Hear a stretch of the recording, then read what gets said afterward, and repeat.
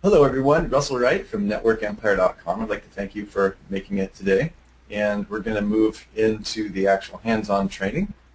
We've been preparing a lot of this stuff for you and got a lot of excited people and emails and over the last few hours, and we're really excited to move forward. So this is really not so much my show. I'm actually really excited about integrating all of these principles into the several students I have that are in the local search. So with no further ado, I'm going to step out of the way and let Matt and Sue jump in and start talking about the actual technical process that we'll be going through. Hi guys, it's Matt speaking. How are you? I hope you're well tonight, and thank you for joining us again. Before we start really diving into this, do we need to just maybe do a few Q&As before we really get started, so it gives a chance for everybody to get back onto the webinar, Russ and Sue? Yeah, we can probably do that. We have about 3/4 of the members who were here yesterday. Yeah. First of all, I do want everybody to know that we have the replay. It is up in the Local Leads Empire course, and have had a couple people say they had a difficult challenge logging on to that page. We're some kind of technical difficulty on 1 or 2 accounts. We're fixing that now. The Local Leads Empire course video replay is in the Local Leads Empire area under Day 1, and we're going to be listing each of the replays out. We would ask that you don't share these replays. It's proprietary, kind of an NDA only type of situation here with the, as I explained yesterday, the IP that we have involved in this. So hopefully that's all there. If you have any challenges at all getting to any of the items inside the area, I'm on it. So just go ahead and contact us and let us know what's going on. You'll see this area beginning to flesh out more and more. These are actually monster replays, so it requires a couple extra steps in translating them and encoding them. So yeah, let us know. I also want to mention only an hour and a half of that replay got up. I know a lot of you guys have noticed that already, and I believe the whole thing recorded. We've got 2 recordings of it. We're doing backup recordings, so we'll work today to try and get the entire replay for yesterday. Yeah, and I actually have it in its entirety in another format, and we're going to swap it out, and I just need to talk to Sue about we're going to actually upload it in a different form. So also, the documents are going to trickle in a little bit slower than we had previously thought, but they will all be up sometime next week, all of the scripts and the contracts and all of that, so that by the time you're actually ready to need that stuff, it'll be there. Yeah, and part of the reason for that is that as we started talking to students, we realized that in our experience in the past as well, for having a lot of documents, as we sat and looked at this, is that if we give you everything and it just kind of dumps all together, I mean, I understand the course inside now for the most part, and it's a huge amount of documents for me, so I really want to make sure that they're put in the exactly correct location within the exact timing of what it is and when it is that you'll need them. So that's the main reason that we're doing that. Yeah, give you some kind of a map so that it's more easily consumed. Yeah. Actually, the complete version, which is the entire version of the video, yesterday's replay, should be up in that area. I'm going to be doing it while we're going through this stuff. It should be up there by the time this webinar is over. So if you weren't here yesterday and you want to catch up with it, it will be not cut in half. And thanks for letting us know when something's not working perfectly well with these giant files. And then somebody asked, is there a good way to get a hold of us? The easiest thing to do is to send an email to talk-to-us, TALK, the number 2, US, at networkempire.com. That I'll put that in through the ping it through to everybody. That actually emails all of us. So the appropriate person can respond to that. Yeah, absolutely, and we're more than happy to help on any of these fronts. And all the questions and insights you guys give us help us create a better course, and that's what we want to do. So thank you very much. Yeah. So is there any core questions the guys want answered from yesterday's session before we begin? I'm going to wait maybe like another 5 or 6 minutes, and then I really want to get dug in. It's just to give everybody a fair chance to get on. Looks like we do have almost the same. We're 3 people shy from the same amount that was on yesterday. So it's going to be pretty close, Matt. Okay. So should I just get going? I would. Okay, cool. So yeah, everybody, welcome to day 2. What I'm going to do, the slideshow today is going to be a lot shorter than yesterday's foundations training, and then we're going to actually go and look at this project and see what golden nuggets we can find. I've already found one, and I've grabbed the domain, so I'm pretty stoked with myself already. So let's get started. Okay, so the agenda for today is basically SEO 101 core engines, Network Empire stackable system, building the website, getting the domain, which I've done already, list preparation and segmentation. This is a very, very important part of the whole process, and this is what will make or break your leads. So we're going to basically talk about that and take you guys through what you need to really think carefully about. And then publishing the website. You're going to see how easy it is to actually publish the website. During this stage, we'll actually have a look at the template which we've uploaded for you guys to use. And we'll talk about this theme and the reason why we've chosen this specific theme to build these lead engines. There's a very, very specific reason to it. Okay, so then promoting the website. Okay, so SEO 101, core engines. Okay, for those of you who are new to SEO, here are the core engines that drive it. The trick to SEO is don't overthink it. If you try and get too much into the technical, you're going to melt your brain. And at the end of the day, you just will never get going. You'll never leave the starting block. You might take one step, but then you get jammed up. So don't overthink it. Just rather flow. And the trick to this whole game is test and measure, test and measure, and test and measure again. So it's basically get your site up as fast as possible, and then just make tweaks as you move along. Okay, you can't really break anything.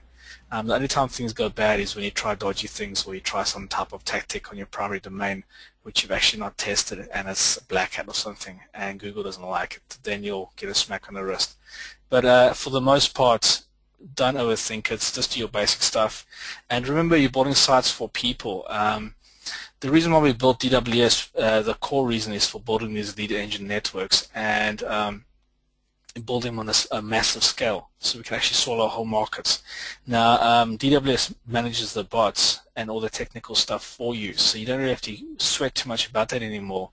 You don't even know how to program. You just need a basic light touch of HTML experience so you can work with the forms, and that's about it. So remember, we're building sites for people and we want to find where are these people and what are they looking for, and then we want to position ourselves into that data stream so that we can actually scoop the inquiries.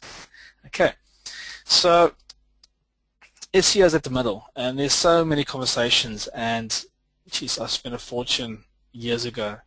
Well, I've spent up to like £15,000 just buying education, till I got a point where I just thought, you know what, it's just rehashed nonsense. And when I really started learning was when I started building sites and putting them out there. That's when my true education started. So all the reading in the world, I could have done it for 1,000 years and I still would not achieved anything. It was when I started doing stuff and testing it.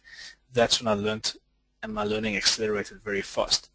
So just to really dumb this right down, like I like to zoom out and just look at things from an objective perspective. And when you look at SEO, you basically need backlinks, link diversity, anchor text variation, on-page optimization, off-page optimization, traffic, and tracking your efforts and results. Those are the basic 5 core elements that exist when you're doing this whole process. And you don't have to, it's the small tweaks that make the big difference, okay? So you'll never make a perfect page, and don't bother trying. Just get it live. That's the trick. Get it live and see how things respond to it, and keep on moving. And you tweak as you move along, okay? That's why it's called testing and measuring. Okay, so what we will use today is silo architecture, okay? We're going to build our websites with WSA, website silo architecture, and DWS's whole foundation is built around that technology. And the reason for that is we can get ranked for far fewer inbound links. The whole technology, the whole infrastructure, the whole way it's built out basically reduces our cost when we're actually building websites. So when we back away into the market, the top level keywords that are hard to get ranked for, by the time we come to promote and deal with them, we've actually reduced the cost up to 40 to 60% depending on the market and the page rank that we're up against. Okay.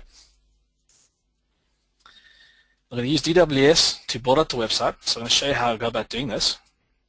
And then, like I said before, DWS has specifically been designed to build out lead generation networks. Before DWS was going to come to the public, Sue and I were actually building this for ourselves. Okay, we've always had a bit of a darker plan than we like to talk about, but this is why we built it. Okay, so DWS rapidly builds solid structured websites with minimal coding experience. You can actually build your website and have never coded anything ever before. Okay.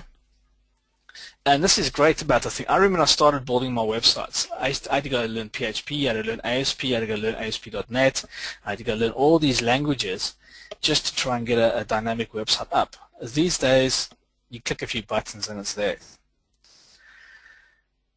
What DWS does when it's actually working and analyzing your keywords, when we start going through the research mode, it rapidly basically takes all your business KPIs for every keyword, ranks, sorts, and shuffles them so all the cream floats to the top.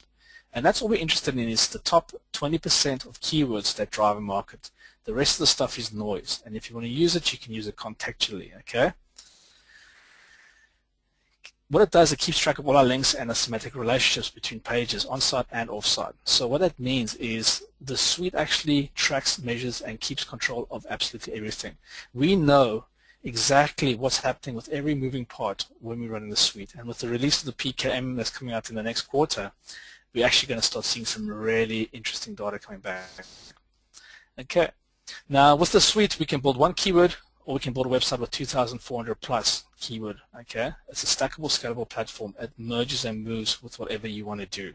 So it's not a rigid platform where it can only do one thing. It's actually it's almost like putty. You can merge it and mold it to do whatever you want. Okay. And DWS allows me to scale my business rapidly.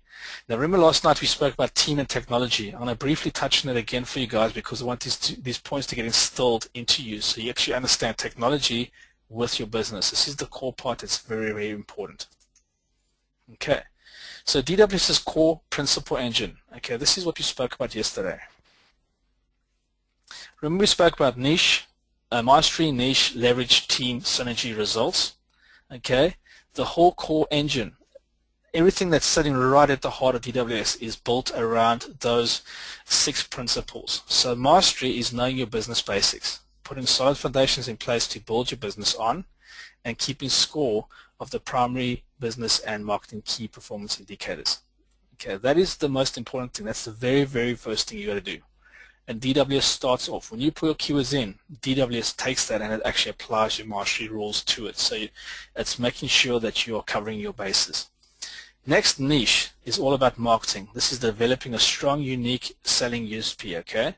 Working on generating more leads into your business, converting these leads into sales and getting repeat business from those leads. With DWS, when we look at our keyword grid screen, the solid framework stage, and we actually look at the keywords, we can actually see the conversions and we can see how the conversions flow according to a keyword, and it can help us make decisions on what we're doing. Next is leverage. Leverage is setting up systems and procedures and technology, doing more with less, and working towards a business that runs without you working in it. Okay. The whole way DWS works with leverage and the team, it rapidly builds out your sites. Okay, it's no more spending hours making a WordPress website. You build it in seconds. So we're using leverage to do more with less, and we're winning back time, which is core, and it's important to us. Team, getting your staff working as a team, okay, using technology to make your people and education strategy work, having the systems in place so that the team can work even more, even if you're not there. With the whole team part of DWS, you can outsource to anybody or you can use internal people, and everyone comes in, they see the same information, there's no ambiguity, there's no, my spreadsheet is better than your spreadsheet, there's no data getting lost. The whole thing is in one place, everybody goes in, they do the job, they get the job done, they move on to the next thing. So once again, we're using leverage, we're saving time, we're making our procedures very clear, it's very specific, and this is good for team. And if you want to bring people in to work on your projects, it's a piece of cake, okay? So then synergy is bringing mastery, niche, mastery, niche, leverage, and team together, okay? This is where you bring the team and the systems together to produce results. So when everybody's working and everything's getting pushed through DWS, the end result is your live site's up, your promotions are happening, everything's actually happening in a synergetic way, okay? So these are the core principles that drive DWS. So your first homework assignment is going to be for the detailed training on any stackable system. And if you have not gone through this yet in the Network Empire training area, please go to the small business track link and just review phase 1 to 7 in the course before you start building your site out. Just run through it again if you have, just to get a refresher. Listen to Russell's videos on the ISDNA, the industry standard training that he does there. Understand the vitamin, the painkiller documents, read through that, be clear on that, because there's painkiller articles we want to write and we want to address the pains in the market so that we can get more conversions. Okay, so I'm just going to close this down quickly.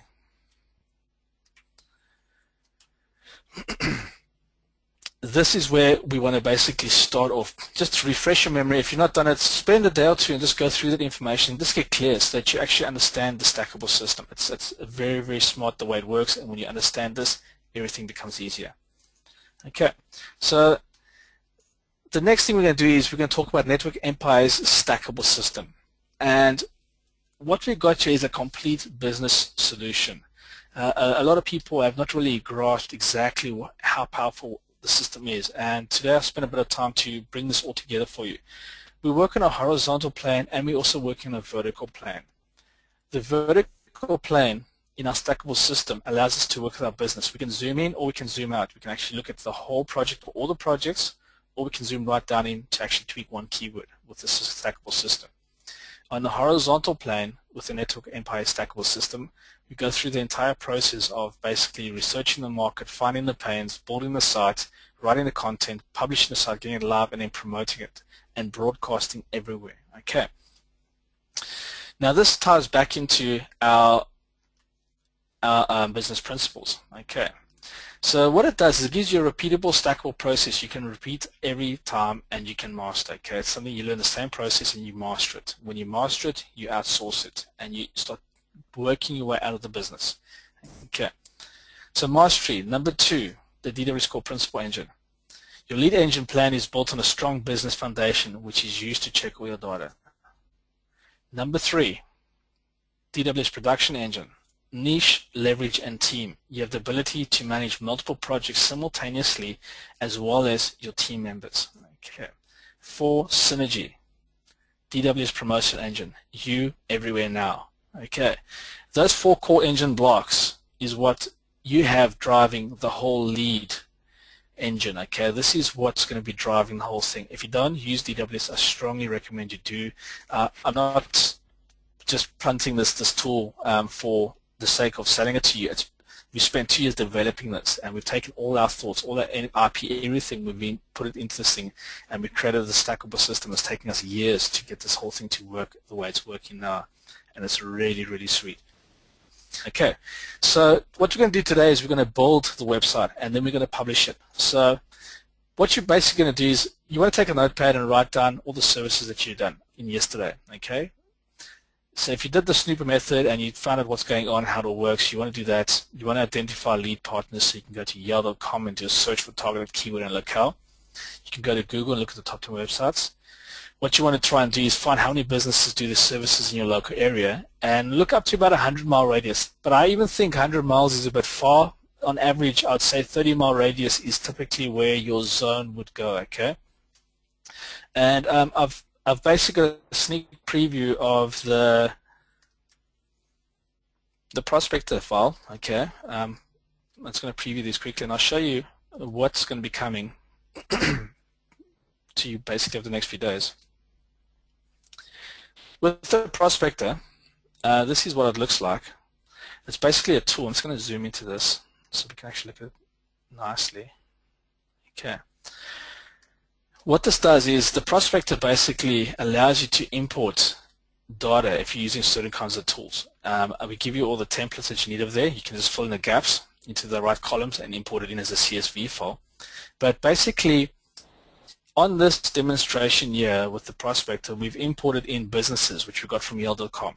Okay, and when I'm speaking about the zone, it was quite interesting. I did the scan over the whole of the Glasgow region, and you can see that most of the people are within a 30-mile radius. But what's good about this is when we look at the businesses, we can actually see where they're located and how big the areas are. So essentially the Glasgow Central Belt section over there, we could have one lead gen engine. We could hop across to Edinburgh, we could have a lead engine for that. We can drop down to Kilmarnock, we can have a lead engine for this over here. So this is a typical idea, is like every 30 miles we have a specific engine where we target 1 or 2 businesses to process the work as the leads go in. So when we come to our lists, this is how the list will automatically start directing the traffic we're pushing through our lead engine to these people automatically. End of the month, we'll get our accountant to invoice them. We'll do it ourselves. Okay. Now the next picture is where we go to the opposite side of the coin, and we actually look at the leads. Okay, where are our leads coming from? So all I've done here on this one here is I've imported the postcodes of where all the leads are coming from. So you can see around Glasgow, there's a lot of leads around Glasgow, and there's a lot of leads around the Kilmarnock area. Okay, and we can actually see we want to geo-target Paisley, Irvine, Kilmarnock, East Kilbride, Prestwick, the Cumbernauld area, Airdrie, and then Hamilton. We can actually see where all the leads are coming in. These are where people are coming in. And this is how we start geo-targeting specific things. So 1, we swallow it up with the web. 2, we can drop leaflets, okay, with offline marketing. And when we come back, I'm going to actually take you guys into the whole offline marketing, and I've actually got a whole process you can look at. It's a really, really powerful spreadsheet which I'm going to be sending to you, where you can actually tie up your offline promotions with certain parts of your sales process. It's really, really sweet. So this is the prospector, what it does. It allows us to look at data in 2 dimensions, okay? 1, we can look at where the businesses are and where they're located, and we can define the zones of how we want to build our sites. And then 2, we can actually look at the leads. So if you have got a client and he's going to be one of your prospects, just say to him, hey, can you just give me the postcodes of where your clients are coming from typically? Fire through this, we can see the pins, and we can then geo-target the areas they're working in. Okay.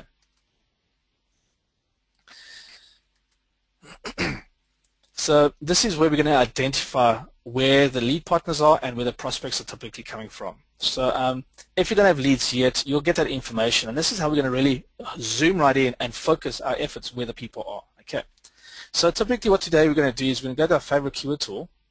We're going to draw the keywords, we're going to import into DWS. We're then going to map out the site framework in DWS. So you'll have a primary keyword and you'll have your 6 primary supporting keywords. And this is what you're going to start off with. You're going to build your site, and you're going to basically just drop in 6 articles. That's all you want to do to start off, and you want to publish your site and get it live, get the content in, get it live, and then you want to start the promotion just to kick it off. That's the first thing you want to do as fast as possible. You don't want to build out and map out the whole world. You want to basically go straight to the locale where the traffic is, get the site up, get the leads to start coming in. Okay. Basically, when we're mapping out our supporting keyword and doing our synonyms in DWS, we don't want to do more than 3 to 5 keywords. And then what we'll do is we write the content for each page. We're then going to publish the website. And this is where we're going to set up the autoresponder. Okay. And we're going to segment the list. The next slide I'm going to show you is all about segmentation, and I'm going to speak about that as well. Then what we do is we're going to get live, we're going to test and measure, we're going to get our website live, and then bang, we're going to basically drive some traffic. So we're going to do some paid traffic, and we're going to fire it in there and get leads running through our website. And once we've done that, we're going to actually test it and see, okay, is the website converting? Is the traffic we're sending in actually a good conversion and it's actually working, or is it bad conversions? If it's bad and it's not really converting well, we need to go to the page and we optimize it. So this is where we fine-tune the engine, and this is why I say don't stress too much up front trying to build it perfect here. It's when you push traffic through it is when you start tweaking it. Okay. So once we've got the good conversions, this is where we start flipping the leads. Okay. And this is where we start driving into the prospects. Okay. So the next thing we want to do here is talk about the lead management, validation, segmentation, and this is probably the most important part of this whole course. Okay, so a few things to think about when you're actually creating your lists. 1, you need to have form validation and segmentation because it's crucial to an effective lead management campaign. Okay, you want to basically have the lead sent off, and you don't want the lead all ugly written. If it's a guy's name, you want to basically have a little bit of JavaScript you can get online, or if the Aweber forms allow it, have those things tweaked so that they actually get put into camel case. It's just formatting, that's all it is. You want to make sure that the data that you're collecting is formatted properly, okay? Because if it's not formatted, it saves you hours of having to format it. And remember, we want to build an automated system. Now, some of you might be thinking, oh no, I don't want to do this. I can really promise you it's not hard. And if it is hard for you, get someone on Fiverr to do it for you. You can do it, write a little bit of JavaScript. Say, listen, I need this field in uppercase. I need this field in camel case. I need this field in lowercase. Can you just write a little script that will do this for me? Send them your form code. They will go and actually write the JavaScript straight into the form field. They'll send it back, and when you type in the thing, it'll actually pre-format the stuff. Okay. The rules for lead acquisition. Okay. Golden rule. People hate filling in forms. The longer the form, the lower your conversion rate. It's just the fact. Okay. Always capture exactly what is required to sell the lead. As little as possible, but enough to make the lead sellable. And that's a very, very important point. Okay. You want to give as little as possible, and you want to give as much just to make the lead sellable. Okay. All standard data should be put in hidden fields or pre-formatted. Okay. When I talk about standard data over here, essentially what I'm talking about is things like when we create a column inside the Aweber database, and we're actually adding the hidden field. The hidden field is a form you can't see. You can actually see it on the page, but it's actually there. And you just type in the value. So let's just say we're doing leads for electrician, and this is your electrician segmentation for, let's just say, Hamilton. You could put Hamilton in there as a hidden field for the town. Okay. It depends on what you're doing, but if you can hide fields and it's standardized, i.e. it's the same information time and time again, it has to go through the whole process, then that's what you want to do over there. Okay. You always want to make sure that you pre-plan the list segmentation before creating your lists. Now, do you remember yesterday when we actually went to the list segmentation? I'm actually just going to show you that quickly. Let's just go to the desktop.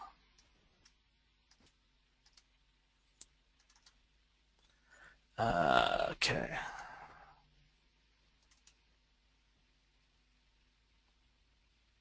Remember I told you to segment the list? Okay, let's just preview that one there.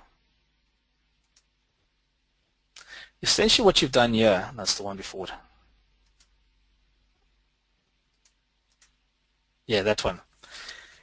This essentially could be your list segmentation chart. So right in the beginning when we actually defined the market, okay, if you looked at this, you could have residential, and you can have your cleaner people that you're sending leads to, and you can have your commercial list or list section, which holds all your lists that are for commercial people who focus purely on commercial.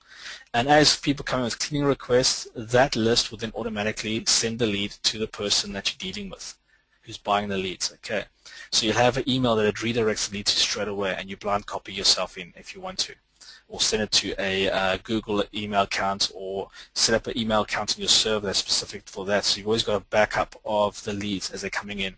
Typically what I would do is I'll go to my server, I'll create an email, cleaners@thatwebsite.com or commercial.cleaners, and then I'll have all the leads go to that file, and it'll just sit on the server there. And those email accounts will hold all the leads as backups. But typically this would be your list segmentation plan that you're dealing with, okay? So the next thing you want to do is when you pre-plan your list segmentation before you create a list, the end result should be that you ensure that the leads can automatically be passed onto the client without you having to format the lead in any of the forms. Okay. So what you want to do is the guy hits your website, fills in the form, presses submit, it goes to Aweber. You're going to use Aweber or whatever email service you're using to actually track the lead, and that lead's automatically going to get redirected to the person. Okay. If they've got SMS service, you then want to connect that SMS number to that list. So here's what happens. If someone stops paying you for the leads, okay, you've got to make sure that you set it in such a way that all you do is you go into that list, you get a new contact who's going to buy leads off you, you put his email in, you put his SMS number in if you do SMS as well. press submit, update, boom. The rest of the lead flow starts running to him. And then just make a note of from that date, those leads are actually going to him. And typically with the hidden field thing, in your hidden form, I would put a reference number, who the leads are actually going to, so that you've got a unique number for your clients. If you look into the folder, and we come back to our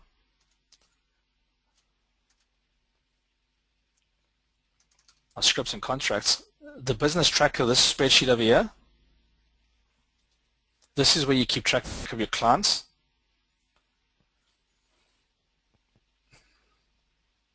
Okay, so if we go across, his ID would be number 5. Use the column here. This column that runs down is the unique ID, because Excel will always have a unique ID for a row. So John Smith will be ID number 5, and you put that ID number 5 into the thing as business ID. There you got his phone number for the SMS, and there he's got an email. So you keep track on this, and this is how you control the lead flow for the guys. Okay, so once we've done that, when you're building your list, right, people cannot spell anymore. Okay, maybe 20 years ago, a lot of people got the wooden ruler on their hands, and they made sure they learned how to spell. In this day and age, kids cannot spell. Everyone types with SMS, and everything's acronyms and short and small. They cannot spell. That's just the truth. So, well, I saw this in the call center. It's quite a funny story. The one bank name was one of these, it's Birmingham Midshire. We ended up running the people saying their leads weren't being found. They couldn't find their leads. There's sales that have gone missing. And I said, sales can't go missing. And we had a big argument in the boardroom. And the salespeople were having a big go at IT. So I said, well, give me an hour, let me go have a look. So I went to the database, we drilled in with one of my guys, we were checking it out. And we ran a few queries, and we came back, and there was 67 variations of how that actually spelled Birmingham Midshire. And this is what caused the big problem, was people couldn't spell, and when they were running the reports, it wasn't picking up all the things, because the bank that they're actually doing the work for, the people couldn't spell the name right. So a percentage that spelled it right, that report got reported, because that's what it was looking for, but all the others sort of became like ghost leads, as what we call them. So if you can standardize things, put them into a drop-down menu, let people pick. They prefer doing that than typing out. So that will also keep your lists very, very pure. Okay, so be highly specific, so that later on you can actually introduce the leads to alternate related products or services like coupon specials or related companies. Because remember, the guy's opted into your list, is giving you permission to basically do a service for him. Okay, so in doing a service for him, if you segment your list properly, you now know how to connect them to the other tangent services and the offers that they're having. Okay. So with automation and call centers, it's extremely important that the typing is a minimum. You want to get the call agents to answer as many calls as possible, but you want to get them off the phones as fast as possible. Okay. And at the same time, you want to get them to process the information correctly, because the longer they sit on the phone talking to someone chatting away, depending on what type of setup you have, you might get called, charged per minute for whatever calls they do, because that's how they track things. So this is the general idea of list segmentation, and this is what we've got to start to consider when we come to publish and when we're dealing with autoresponders over here to manage and track our leads. This is how we track it. We use autoresponders to actually track who's getting what leads, and then at the end of the month we say, what are the leads for this month? We tally it up, we send them an invoice, and we get them to pay us. If they don't pay, we switch it out, we pass the leads on to someone else. This is why you build this for yourself. Okay. So those are the golden rules. So a campaign example would be basically, the list would be property maintenance. Okay. Then what we'll do is we'll segment the list into the top level sectors, i.e. garden services, painters, carpenters, builders, electricians, gas engineers, cleaning services, business, home and income, mortgage leads, life insurance leads. Okay. Now, all the microsectors are interconnected and have a crossover service. You can expect to have your network include targeting these sectors as well as increase the lead reach. So in the example, we're doing end of tenancy, and we're going to look at end of tenancy cleaning today. I just looked at it, and there's a lot of search, and there's got some really nice numbers there. What would happen with the end of tenancy cleaning? You get cleaners in, But typically, if the cleaners come in, they might need painters, they might need to get the garden sorted out, they might need to get electrical checks done, especially if it's a rental property, and the gas engineers. So that one lead that you're getting $8 for, $5 for, whatever it is, now essentially you can turn it into a 10, plus 10, plus 10, plus 10, plus 10. Okay, so it's 10, 20, 30, 40, 50, 60.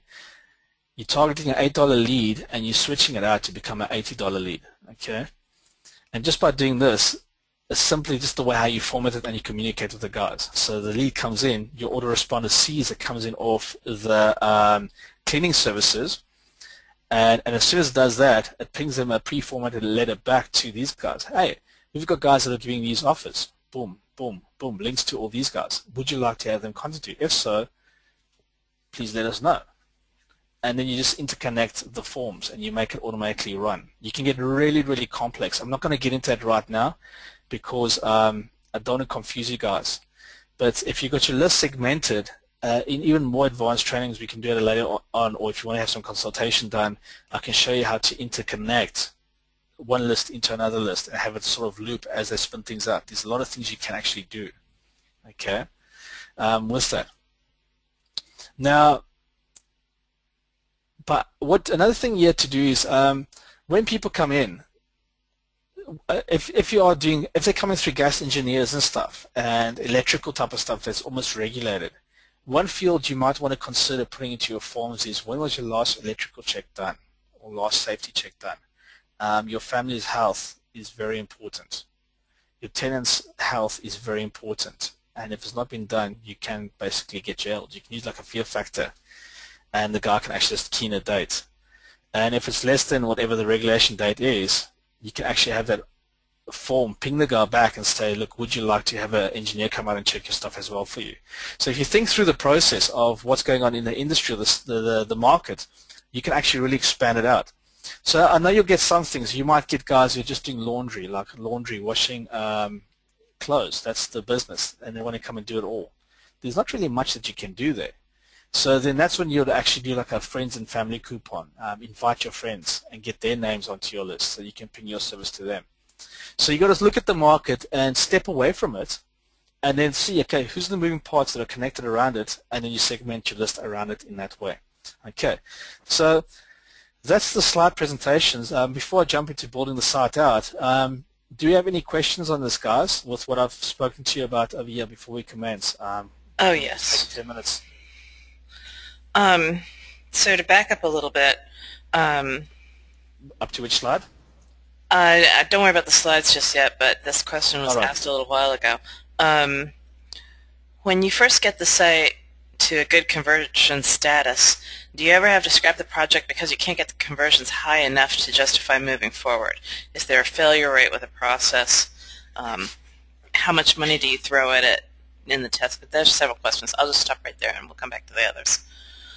Yeah, what I do is with DWS, we look at the conversions up front. You'll see this in the next 15 minutes, where we're going to pull the data in and we're going to actually look at it and see, look, what's going to cost us and how many conversions there are.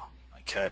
Now, with yesterday's example, we figured out for me to achieve my goal for this project, this lead engine on a board, I need to find 20 leads per day that can make me at least $20 a lead.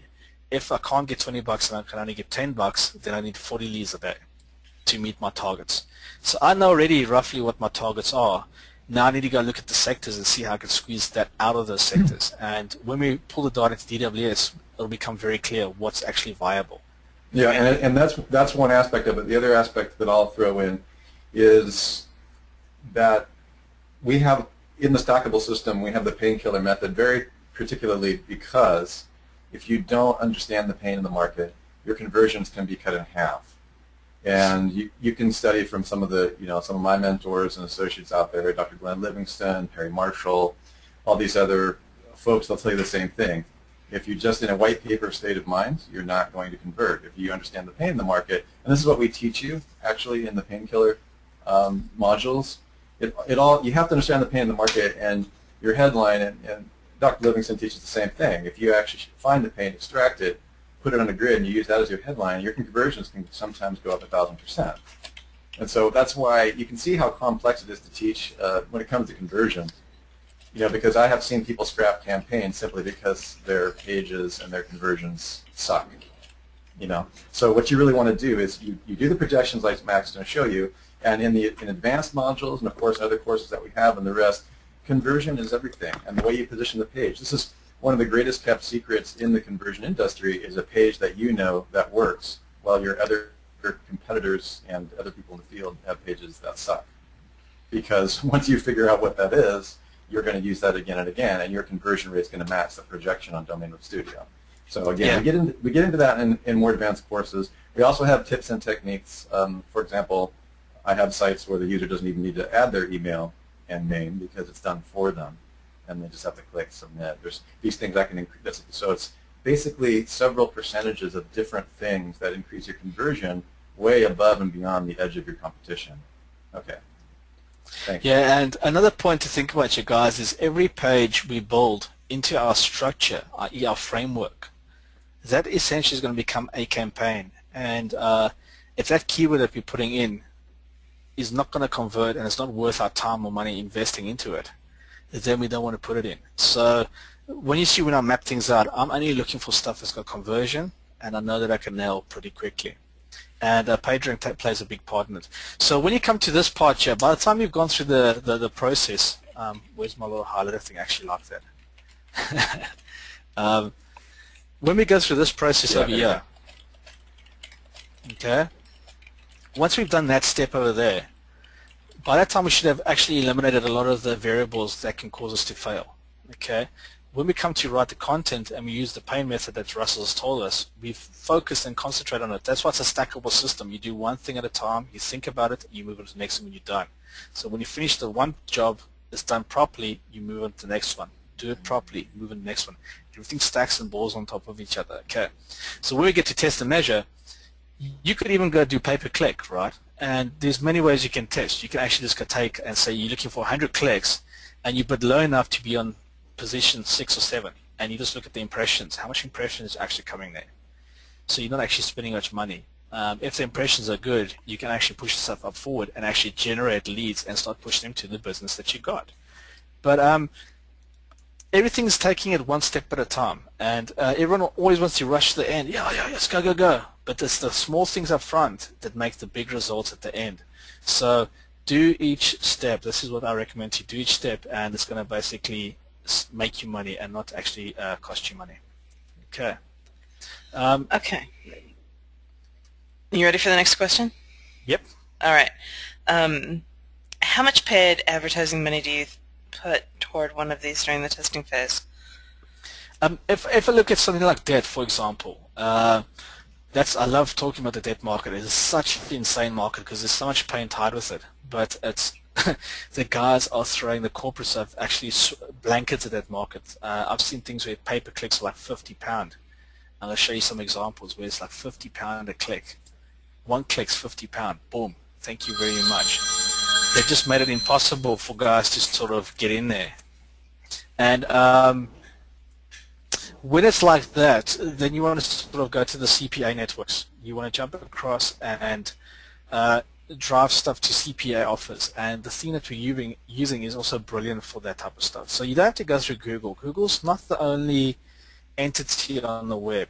You can do a lot of other things to drive traffic. So typically Google's easy, but you can look at MSN. You just want to get 100 clicks and see what the conversion rate is. That's all you want to achieve.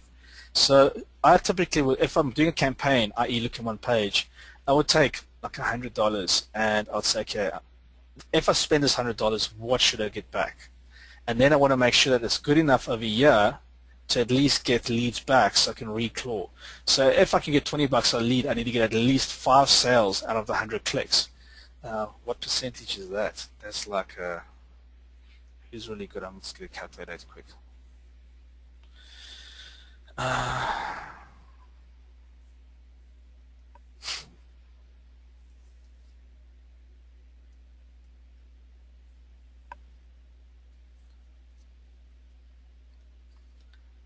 That's not even a 1% conversion rate if you get 5 leads.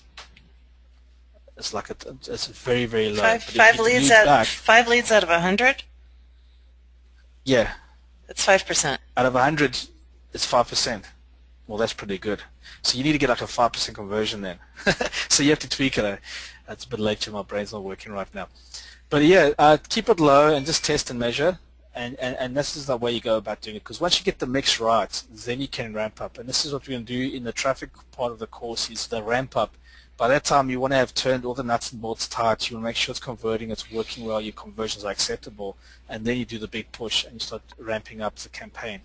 So start small. Don't take £1,000 and just throw it at the campaign because the numbers look good. Take small bites and see what happens. Small tests and see what happens. Okay. Okay. Oh, I was thinking that was. What type of content do you have in your autoresponders? When you do when you map out your plan, right? When you segment it. Okay, look at that thingy bob again. The answer to that question is it depends. Yeah, it basically depends on what you're dealing with. So yeah, you can start simple, and if the guy comes into like the cleaning thing, then you'd basically respond, thank you for contacting us. One of our brokers will get back to you shortly. These are the services we can offer you. So from straight then you can actually talk to them and say, look, if you'd like more help with this type of stuff, click on this link and then feed them back into your next autoresponder or your next page and site that deals with other services. So they can actually go and try and get that as well. And also remember that that's an upsell, depending upon how far down this process that you'll be learning from us you go. That's an added value if a client, if you're essentially leasing your site to a client. Because follow-up is an automated process, and that's just an additional value. Yeah. Another part of that question was, is this email list mine only, or do I share the lead with the buyers? No, you own the list, and you're selling him one lead off that list. This will be your autoresponder system, regardless of which one you use. If he disappears, right, you still are the list owner. They've given you permission to basically put them in touch with one of your brokers, i.e.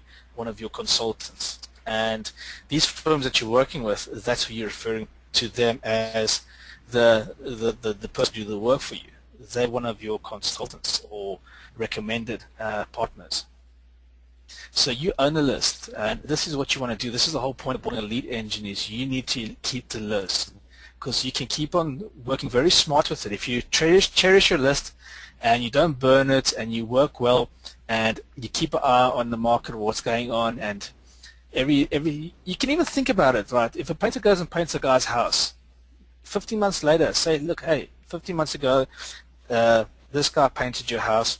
Would you like him to come around again and just do some touch-up work for you? And you can pre-plan it in your autoresponder so that it comes back to him X amount of months later down the line, 15 months later. And that's an automated process that just runs. So this is what I'm saying. It's got to be recurring things that you're looking for all the time. And if you just take your time and map out each node, each string, when you write your autoresponder thing, you've got to think about the whole cycle, the whole buying cycle. What does the person do?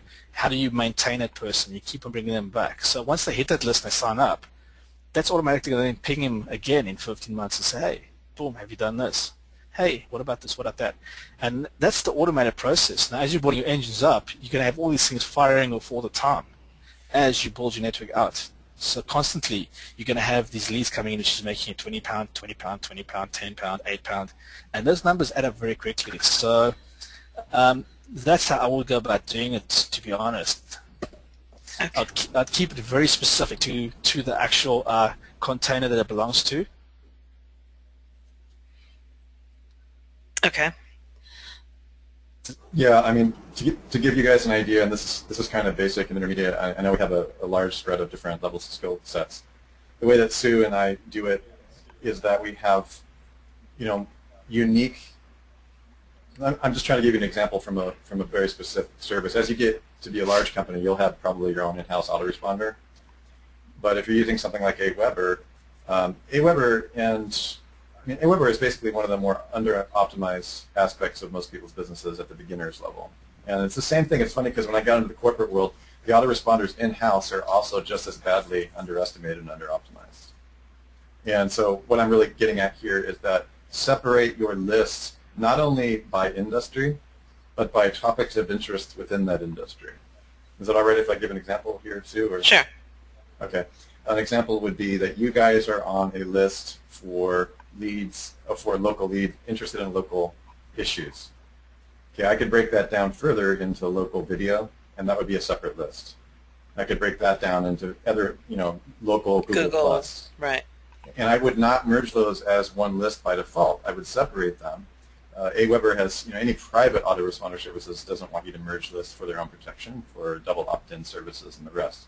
But what I'm really saying here is that, I would not, for example, put people interested in Facebook timeline conversion in the same list that I would put people interested in local leads empire.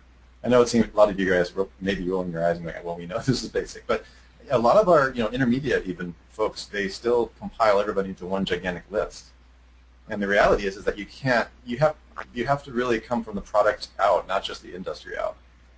I like to lead by the product. Other people do in other ways. So when I look at Matt's stuff here, we're talking always about if you have somebody who's in the dog care industry or dog babysitting or whatever, you wouldn't obviously put them on the same list as you would, say, the pizza industry, right? So you would keep those lists separate, and you still own the list, whatever mainframe you use, whatever email system you use. You want to be able to segregate it. It's just a form of what we call product or email list segmentation. Does that make sense to the person asking the question? That everything that you said has generated a lot of questions. So I think the best issue. Yeah, the best thing to do is I want to do a couple of videos. I'm going to go into an Aweber account and do a couple of videos and just show you guys everything what we're talking about. Yes. And there's also questions on how to do hidden variables in the forms and all of that kind of stuff. So I'll get into all that. Right. I just want to add real quick there, Sue, that we do have a course that you and I are putting together called Stealth Aweber. And it's not limited to Aweber. It's really, it's actually a course that I'm putting out there for free. So we're adding some of those basic things, but we'll be giving you guys the advanced stuff. And again, Aweber is, useful for everyone at all levels, but it doesn't automatically mean that it applies to your business. So it's on a, it's based on your specific needs. We'll be providing you with information on how that works. Yeah. Yeah. There's a good question here on data protection. Hey, Matt, I kind of interrupted Sue. Sue, do you want to finish? Oh, sorry. I apologize for that. That's okay. Go ahead. I got a long list of questions, so go ahead. Okay. Oh, that question on data protection, I think. Go ahead. Yeah, no, this is a very interesting one. There's laws in the UK for data protection and passing people's details onto third-party properties. So when the guys opt in, if you have got those laws, you need to make sure that you clearly specify that you'll be sending it to one of your partners, okay? As long as they check that box, it's fine. You can get your data protection license. It costs you not even like 20, 30 quid. It's not that expensive to get your license. As long as you've got that and it's on a HTTPS server when you're actually doing the form validation, you've covered. The regulations aren't written in law. They're not strict on it.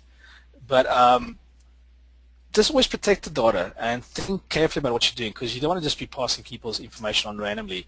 But in this whole model, I did a lot of work in the financial services stuff, and we basically made sure that we got the guys to opt in and they actually checked the box, yes, I agree that you can pass our information on and you can contact us back again with offers.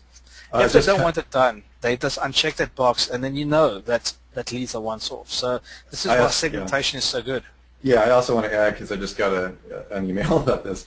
I don't want to get into trouble later on. Guys, when you're using systems like Aweber and the rest, it's probably the best you can do at a certain level of business. I mean, I'm sure you're familiar with Infusionsoft and all the different things that allow complex grading and switching over products or you on the database.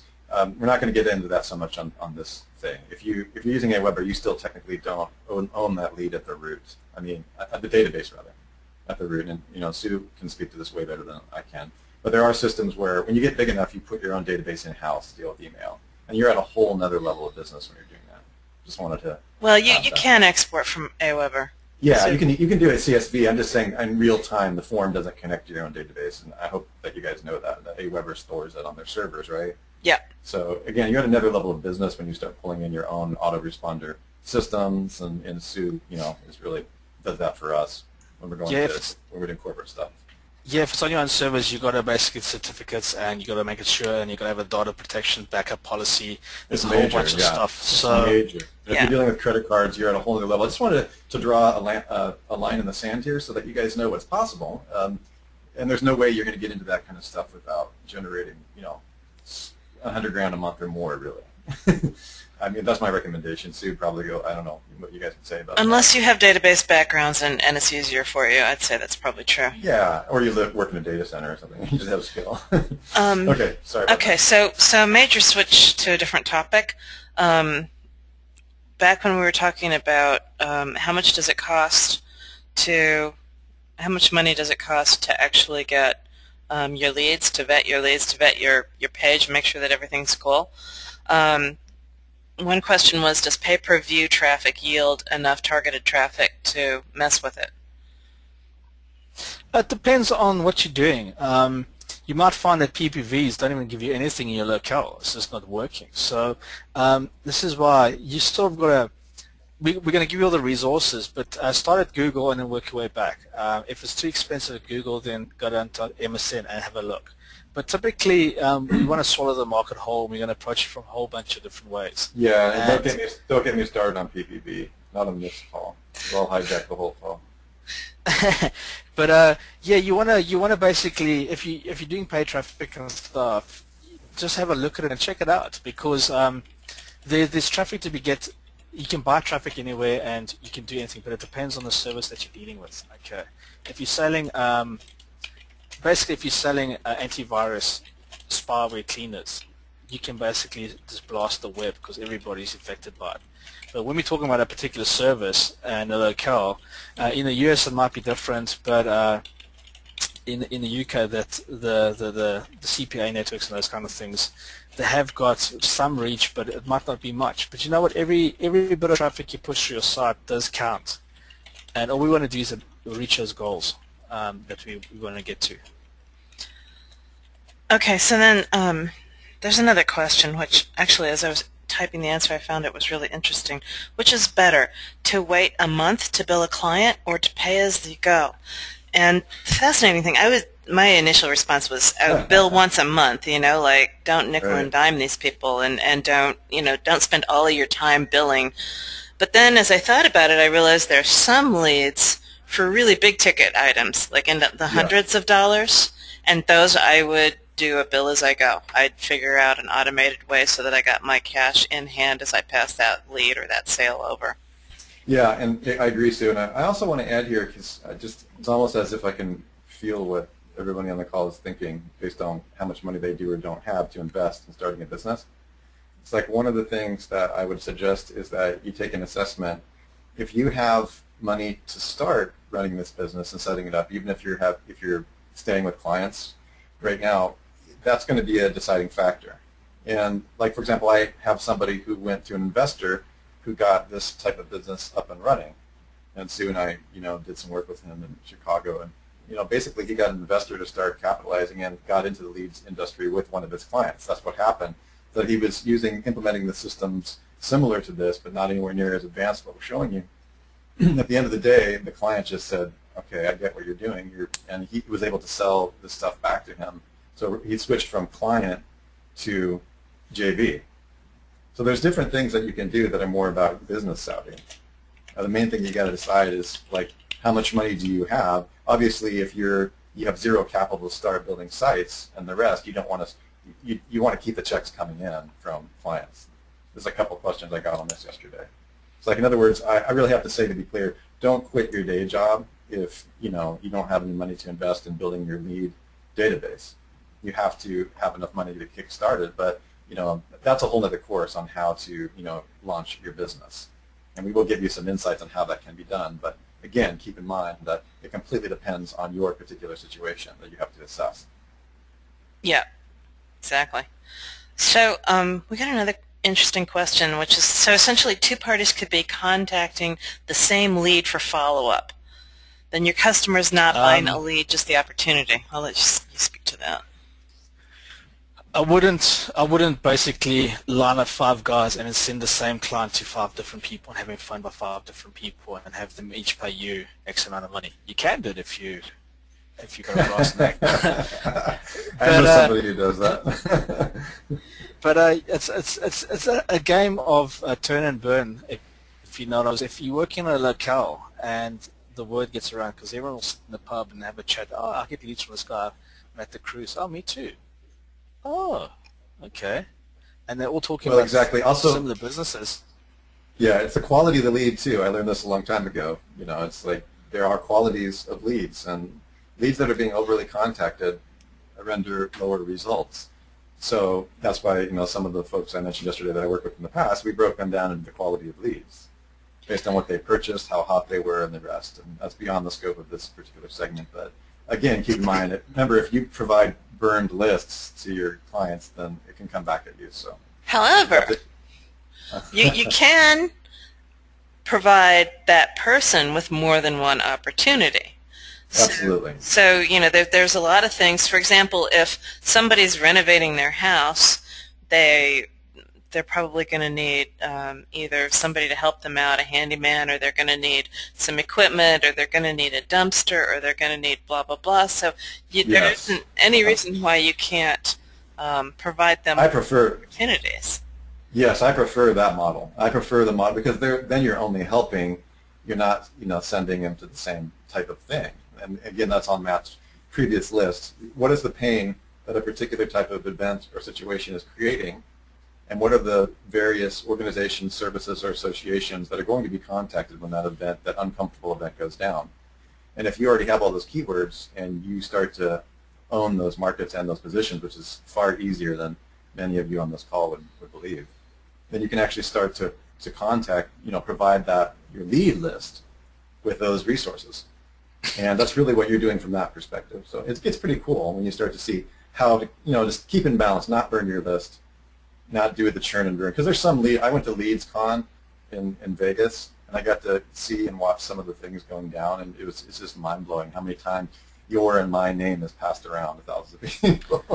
Yeah, well, in the call center industry, whenever companies come in, they're basically the call centers. They're supposed to dispose of the records, but they never do. It just sits in a database, and they keep on just phoning the same people back again and setting another service. Yeah. So yeah, that is why all these regulations pop up to basically stop that. But it does happen.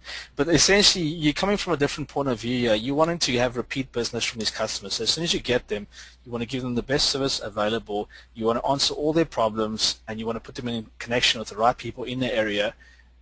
And when that job's been done, you basically follow up with them. Okay. And when you follow up a few months later, you say, look, is there anything else that you'd like us to do for you? And they might just reply back and saying, have you got this and that and that? And that's why you pick up more different leads. Okay. Also, you'll get the people referring your page where they got the service from to friends and family and whoever. So if you burn them by getting them bombarded by 50 guys phoning them back just for the one job, I personally don't like that type of idea because I know what it's like to get spammed by call centers phoning you all the time. Yeah, exactly. You're going to have better results turning the table around and considering what your experience is. Become the market. Don't just, you know. Yeah. However, you can. One of the questions was, is there any way of knowing whether or not the bot lead was actually used or if it can be resold? And I would say, you know, you could follow that up in your autoresponder 48 hours later or something along those lines and say, you know, did you find what you were looking for? And if they come back and say no, then you can pass them on to somebody else. Yeah, because you can use your survey lists and stuff for that, and depending on the answer to the survey list, you can trigger off something else. But that's also getting to other complex that's great, guys. Yeah, and those are great conversations, like cross correlation and database correlation of lists and what's called list scrubbing at a corporate level. That's beyond the scope of this course, just an FYI. But if any of you want to hire or consult us on that level, it's a whole other conversation. But it does exist, and it's good to start asking yourself those questions because, you know, it's good to know where you're going and what is possible in those databases. Exactly. So outside of pay-per-click, what outside of pay-per-click, what paid per click or CPA, what paid traffic would you recommend? And on the third call, we're going to get into a whole bunch of different, like we have a huge list of different traffic sources. Today we're going to briefly touch on CPA and video and maybe one other thing, just in order to get you kick-started. But when we wrap around later, we'll talk about an entire plethora of options for driving traffic. Yeah, it would be great. I'm thinking about putting out a survey and just finding out like how many of you traffic is this serious issue, and I realize that it is important. It's hugely important. At the same time, we're pretty contrarian on how it works, and so we'll be covering some basics today. And again, those of you who've taken our other courses know that we have a lot in there. But really, we're going to just focus on quick start stuff, and more importantly, how not to think about traffic. That's the main thing that I would like you to walk away from this course, is to be really clear on what does not work. And that should become pretty clear towards the last day. Yeah. So we want to get you up. Today's course is going to show you, these are the core things you've got to think about. Right? And don't overthink the list management. This is why I've sort of kept this right down here. I've mentioned regulation. We've covered that point. Cover your wickets. That's all I say. If you're familiar with cricket, this is the terminology, cover your wickets so you don't get bowled out. But keep it simple. This is basically when you get the slideshow, download this PDF, put it up on your wall. Just keep it in your mind. Keep it as simple as this, because if you get this framework in right, and the framework is set up like this format where you segmented and broken things down to these points and you build your list out in that way, you'll be fine. Don't overcomplicate it now. Just grow with your business rather than trying to run down a tangent and get scared, because you can go down so many rabbit holes and you'll just get yourself confused. That's the core thing I'd say on the whole lead management. 3 things: validation, segmentation, think through the story. Okay, and then it's qualifying the person. Okay, what will these people really want to? If they're going to be painting their house, what will they need? They'll need to get the house cleaned afterwards, or they'll need to have rubbish taken away. You think about those things, you map it out, and you make sure you have everything in the right place. That's the core point to take away from this today. As you start playing with it and working with it, and you actually watch data moving through these things, you'll see that ideas will spawn, and things will start connecting in your head, and you can watch the webinar again, come back to what you said, and then that'll also just verify stuff for you. Okay, I think we've answered everybody's questions. If there was a question that we didn't get to, please ping it to me again, and I'll let you carry on, Matt. Cool. So I'm going to jump out of the webinar now, shut that down over there, and we're going to start having some fun. So what I've done here is I've created a project called End of Tenancy, and what I've got here is I've got Kraken open. Okay, so yeah, we've got End of Tenancy cleaning. I looked at this domain and I was like, ooh, very nice. So there's quite a fair amount of traffic running through this site. So I'm going to place these data sets over here, and then over here, what I've done in this example, I use Scrapebox, and I just pushed through a big list of the stuff from our tenancy list that ended like 6,000 keywords. But the only reason why I've done this, it's not that you must do this. I wanted to show you how much money actually does lie when we look at this. Okay, so you have life insurance, £40 a click, and as we get on this list, you can see the life insurance, how much money is flowing through here, but how little searches there are.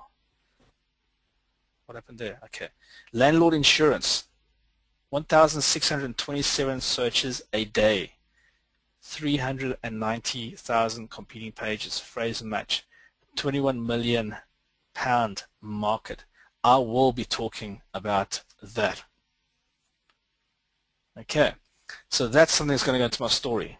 Okay, as I go down, I'm not too worried. Home improvement loans, £23 a click. So what we're doing is we're just looking at the money, and the reason why I've done this list is just to give you lots of different types of examples of things that are related to this specific sector. Because remember, we pulled this stuff out and we mapped it. I shouldn't just leave that picture open.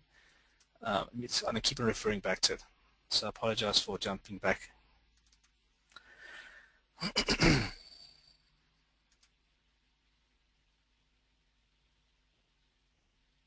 So remember, we broke things down: commercial, cleaners. Then we dropped into carpet cleaners, and we did carpet cleaning, and the carpet cleaners do all these services. What I've done is I've taken that, I built up a big keyword list, I ran it through Crack just to get an idea for this example. And there we found another one. It's really good. 217 searches a day. And typically what you want to look for this in this market is stuff with low competing pages phrase match, but over 1,000 searches a day. Sorry, a month. If you get over 1,000 searches a month and you get a 1% conversion, you're going to get at least, what's it, 100 or so? No, it's 10 leads a month out of that keyword. Okay, so as we move down, all I'm doing is I'm looking at cost, traffic, competing pages, okay, and I'm looking for things that have got insurance quotes. That's a good one there. So we moved down, building and contents insurance. It's not competitive at all.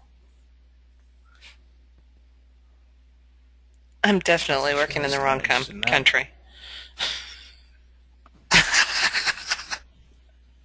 Home improvement loan.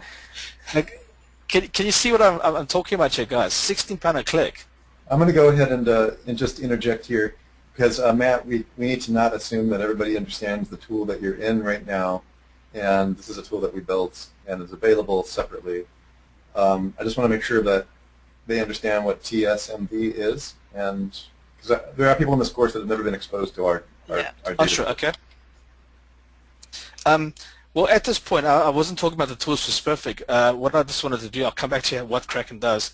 What I want to do here is I just want to show the guys where the money flows through the market and where the data streams are that we want to sort of consider plugging into. Well, yeah, I know, and I just want them to understand what that money actually means because some of them are so large as to be arbitrary to understand what it means. Yeah. Okay. You can explain the TSMV if you want to, Russ, just so it gets into context with what we're doing here. Okay, total search market value is something that Sue and I invented before Matt was on board with our company and was later brought into other tools like Market Samurai and the rest. Essentially, and Sue, you might have to jump in here. It's been like, I got to sweep the cobwebs out of my brain here. But essentially, it was a tool that, it's a number that tells you the total search market value over the course of 1 year. Actually, do you want to just give the exact formula? Sure. So it's a function of searches and cost per click. So what we do is we multiply the searches by the cost per click, but we're not, when we look at TSMV, we're not just looking at searches itself. We're looking at estimated searches across the entire, the 3 major search engines. So, you know, we take some estimates there, and we're a little conservative with it. But that's basically, if you owned everything, these days it's really just across 2 search engines, but if you were in the top 2 slots in both search engines, then there's an amount of traffic that you would be able to own, and that's what that TSMV represents. Now, of course, today it's possible to own a whole lot more than just the top 2 slots. Oh, yeah. But and we'll be showing you some roadblock stuff as well. Yeah, but it gives you, you know, like a thumb in the sky as to what it is you're looking at in terms of what the value of that keyword would represent to you if you had to pay AdWords cost for all of those searches coming through. Exactly. Okay. What I've done is I've just put a sticky note up on the thing to keep a perspective of what we're trying to achieve here. So here we can see how much money is flowing through these markets if we own them, right? And all we're looking for is 20 leads a day, and must make us about $20 a lead. So one of the members contacted me earlier today with regards to yesterday's session, and they asked me, how do we actually adjust this, how do we define the price of a lead? And I put a little thought into that, and if you're not sure and the service isn't over like thousands of pounds for the service, let's just say it's a typical service like garden cleaning, and the average cost per click is like, let's just say £2 a click or $2 a click. You can use that cost per click as a minimum baseline, And then you sort of say, okay, well, if the guy typically does $100 and you take 10% of his cost, the total cost that he charges, that'll be a fair price to ask him, but then he's going to try and knock you down. So for every 100, you can sort of say, I want at least $10 for the lead that's coming in. And then it's the negotiation game. So that's how we sort of justify the prices. However, when we see guys that are paying £20 a click for what they're trying to get, then we know that there's a lot of money, because they might get 100 guys clicking and their cost to get one sale might be £200. Okay, so it's quite interesting how this all works. So as you go through this list, you can see as we get it down, the price decreases, but we also find landlord insurance again. So what I'm doing is I'm looking for, look at this one, car insurance. Okay, wrong market. The insurance stuff dominates. And it's interesting how this falls. It comes in when we do this drill. Here we go. Arrears. Look at that. That's quite interesting, eh? 3 million pages. I'm just looking for the data, whether the searches are and they're high. I'm going to point out that these searches are searches per day. So when Matt's looking at things that are like a minimum of 1,000 per month, you're looking for like 33 a day.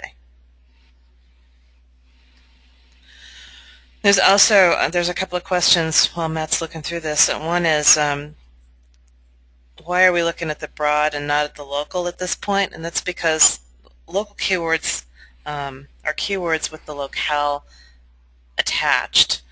Don't really demonstrate the values well. Google just isn't going to give you that data on a very large scale. They'll only bring you back 2 or 3 keywords per market that have any cost and traffic with the locale. So what you want to do when you look at it on a national level, it's everybody uses those keywords, and a lot of times these days they're using those keywords, but they're being shown local results, right? So you're going to want to attach either prepend or append your locale to these keywords when you actually put them into your website, but you want to actually look at the market from a national level. Yeah, guys, you always start national and you work your way backwards down to the locale, because it's a framework. Because remember, with your lead network, you're starting local and you're expanding. So you got to, when you pull this out, you got to go from the other way around. You go from national. The end goal is national, so you start there, and you got to work your way back in. And like Sue says, prepend, append, prefix, suffix, the locale, that sorts it out. We did some experiments when we were in the property market with our leads. Found that just by putting the testimonials of clients in the copy area, not in the body, like on the gutters, putting it actually in the copy, and putting their postcodes, or 4 letters of the postcode, or 3-4 letters or numbers of the zip code, we're actually getting rankings just off having that postcode in there on the local stuff, even though we never specifically targeted it. Okay, so what I'm doing is I'm just running through this list here, and it's going to get down to where things start looking realistic. Wow, look at that, 6,000 searches there on bathroom accessories. Yeah, all I'm doing is I'm looking at what are the things that we can actually assign to contractors that are realistic. Okay, now this is that's office. How did that get in there? Interior design, 8,000 searches a day. That'll be a silo category. Sliding doors. Wow, 8,000 searches a day.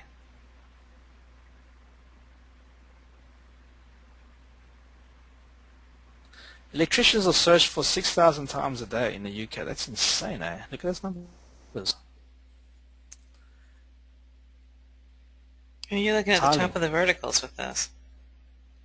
Yeah, I'm just trying to get an idea of where the search volumes are, because then I know what to actually start focusing on what people are looking for in when we look at our list of things that we want to do.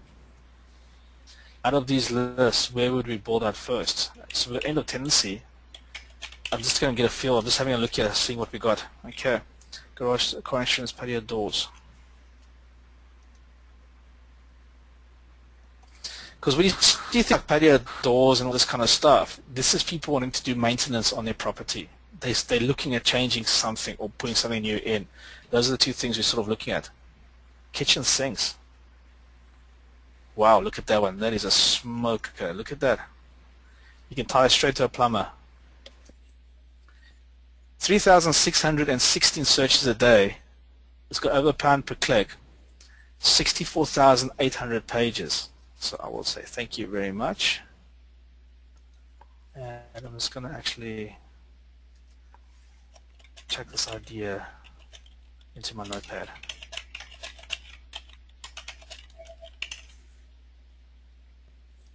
Okay. So what I've done here is I've got kitchen sinks, and this can go to plumbing. Okay, and there's one keyword that's got a ton of traffic. Look at that, 64,000 in phrase match. So that's something we'll look at in more detail. That's a lot of searches over there. That's crazy. Okay, so I'm going to go down the list a bit more. Okay, so what Still. you're looking at a lot of different topics. This is an import list, right? Yes. Yeah.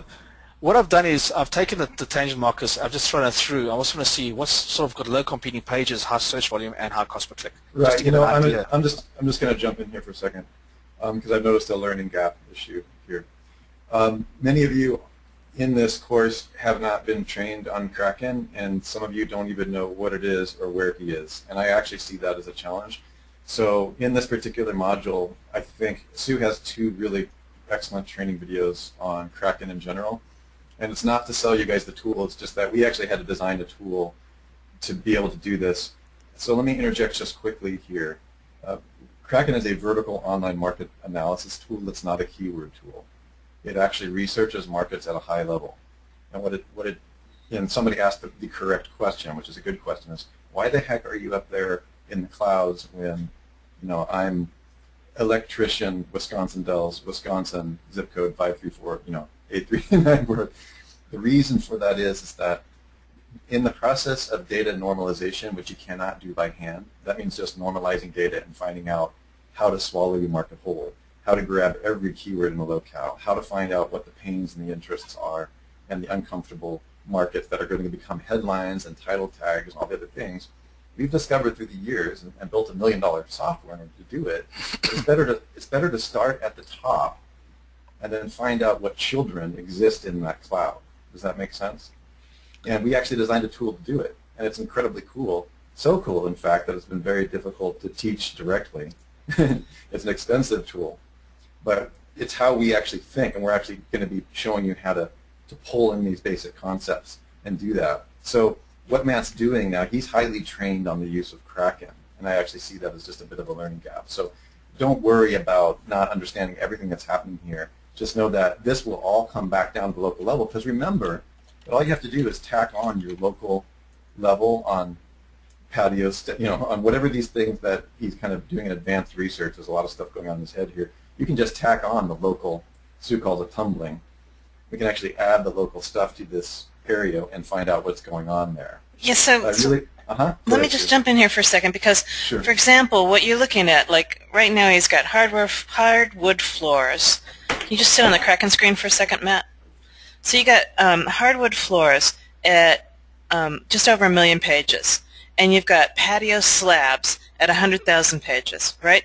So those things, when you look at it, that's on a national level, and so if you're going to look at it on a city level, it's going to all slide down proportionally. So if you're looking at this for a population of, say, 1 billion people, and within your locale you've just got 1 million people, then you can pretty much just divide all of that by 10, right? So 10, 100,000, sorry, haven't had enough coffee. But you can, what I'm trying to say is that all of that is going to scope down to your locale level more or less proportionally. Now it's not equally proportional all the way across. For example, if you're in LA, if you're looking at nationally at expensive cars and at trucks, then when you look at LA, you're going to have more expensive cars and fewer trucks. And when you look at Phoenix, you're going to have more trucks and fewer expensive cars. So based on your demographic, it will slide a little bit depending on the kind of locale, whether it's, you know, in the country, whether it's a lucrative or a luxurious area, or, you know, demographics, just basic demographics. But on the whole, when you see something that's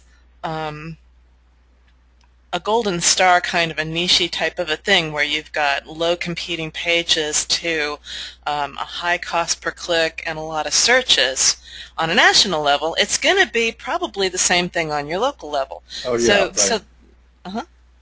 Well, I was just going to agree with you. And here's the point, Sue, like that I was talking to you about the other day at coffee. This point that we're on here, everyone, is really important for you to understand because we've given you a WordPress plugin that's actually related to this topic, and I don't know why. I've got 5 years trying to teach this, and it's cost me a couple $100,000 to try to teach it, and I just haven't been able to pull it off. So here's the point. When you insert the plugin on the blog, once you've done the research, it doesn't matter. It's better to back yourself into a niche, and a niche and a location are the same thing. And what happens with website silo architecture is that because you created the blog structure in the way that Matt and Sue have designed our plugin to do it, you're actually ranking way 100 times easier using far fewer inbound links than your competition because of the way the site is designed, and now that design is just a simple plugin. So you can actually go, I mean, we have people who are doing really well doing local stuff, but going for national terms because they're siloing. Does that make sense, Sue? Am I pulling it off? Yeah, I think so. I don't know if I'm pulling it off. Because I always have a... Yeah. In other words, what we've done is... Guys, Go ahead. I'll explain the method in my madness here, guys. Just to speed things up, okay, what I did here was I basically crashed my browser, but I very quickly wanted to see what services are required to fulfill what people are needing to do, okay?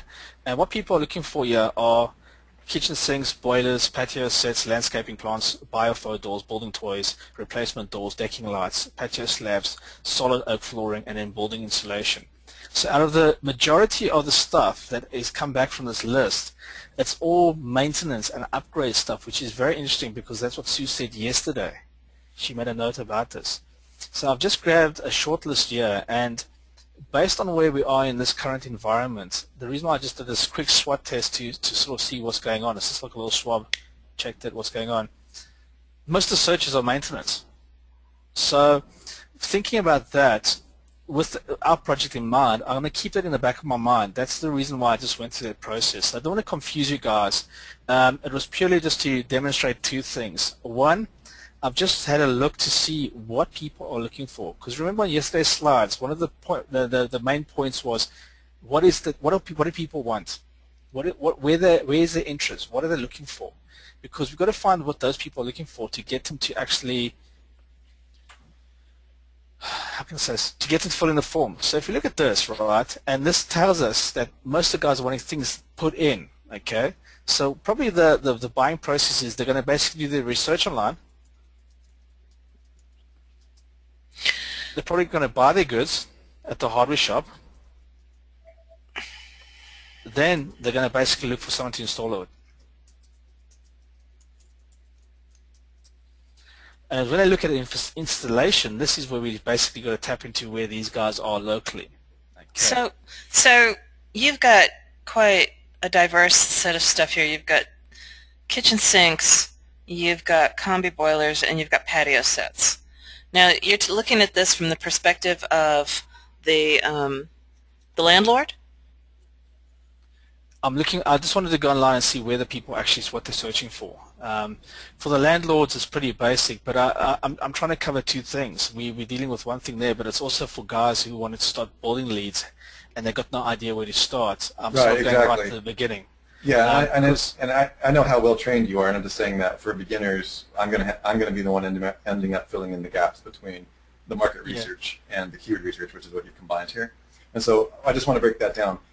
Matt has already exposed the market research here without necessarily going through all the process. He's actually given you right there that research online to buy goods, to look for it. That's really part of what we call the ISDNA, or the frequently asked questions and should ask questions. And I don't really feel like we've given them enough training to really understand how you got from those questions to the keywords. And so I'll fill in some areas in there in the members area on how to do that. But this has to do with yesterday when we talked about the pings. And also you've accelerated because we have to get directly to the website. And we'll go back and fill this in for you guys, okay? Obviously this is why we're doing this, it's good. When you jump from the market research to the keyword research that Matt has done, he actually did an import function, which I consider an advanced technique. And that import function into Kraken just gives him an idea of the cost and how much money is running through those segments that we exposed yesterday, which again have to do with the market research. And that market research is when there's an uncomfortable situation, and everybody remembers, let's remind them, Matt, what that was. That uncomfortable situation was the tenancy, ending of the tenancy, right? So again, it's a little abstract here because I want our users to remember that we're in market research mode, and that the end of tenancy is you are in your mind because you know the industry so well. We haven't really gone through the research process fully, but we'll give you a couple methods whereby you can do that and lay that out before you jump into your keyword research. Was there any questions on that, Sue? Are people following that? I'm lost. So that's why I'm trying to ask him questions so that I can figure out what it is he's doing. I mean, admittedly, I got my head in other people's questions from time to time, but if I can just ask all I did here was, I'll backtrack, right? All I did was I took the keywords that we basically mapped out here with all the services. Yeah. Just looking for the right one. We had cleaners, painters, carpenters, blah, blah, blah. These are the people that work in the end of tenancy sector. Right. All I've done is I basically created a keyword list. I've imported it into Kraken. And how did you create it? How did you create a keyword? Okay, so you created a keyword list that was cleaners, painters, carpenters, or carpets, carpenters, builders. That was your keyword list? Yeah. But this is ISDNA, and you didn't explain how you went through it. So this is what we need to do, and if we need to put it in the members area. So hang on just a sec. So how did you get from cleaners and painters to these keywords that are on that little spreadsheet that you've got there? Because, I want to explain it to you guys. All right. Yes, I created a bulk list just with lots of stuff. So we can see we've got tons of segmentation. So what I do is it's just an advanced trick with Scrapebox where you basically put your segment list in here. That runs off and fetches all the stuff from Google that are related to it. I then push this list through, but what it gives me is a list of all the things that are associated. So like under carpet cleaning, we can see the locales, we can see brushes, what the guy's looking for. Then I basically go in and I basically look at that list and I say, okay, where is the searches? What are people looking for? What are they spending money for? And what are people actually paying to increase the pay-per-click? Okay, so slow down. So you went from Scrapebox to Google. And how did you get the keywords out of Google? What was Scrapebox doing? It just takes this list over here. Yeah. And it runs through each one and it scrapes all the keywords. You in the keyword estimator tool or in the keyword tool? Where? Out of where? It's also the keyword tool. Okay, so you put each one of those keywords into the keyword tool and you scrape back. You captured all of the keywords that came back out of Google doing that. Yes. Okay. That is created a list. I didn't really want to go into this. And then you import. What I wanted to. Well, yeah, but you can't just do stuff behind the screens. People are going to come back and ask me questions. I'm going to be stuck in the hot seat. So, so you grabbed all of these keywords, and then you threw this entire list of keywords into Kraken as an import list? Yeah. Okay. Yeah. All right, and that was the list that we were just looking at. Yes. So it's gone and has shown me where all the search volume and stuff is. But the reason why I do that, let's put that there. Typically, the reason why I do that is just to get an idea of what's actually going on. And what I've seen here is just by looking at the keywords that are coming back, they've got a lot of search volume. Like people are searching on sinks, kitchen. They want to change their stuff 3,616 times a day, and it's only got 64,000 pages completing.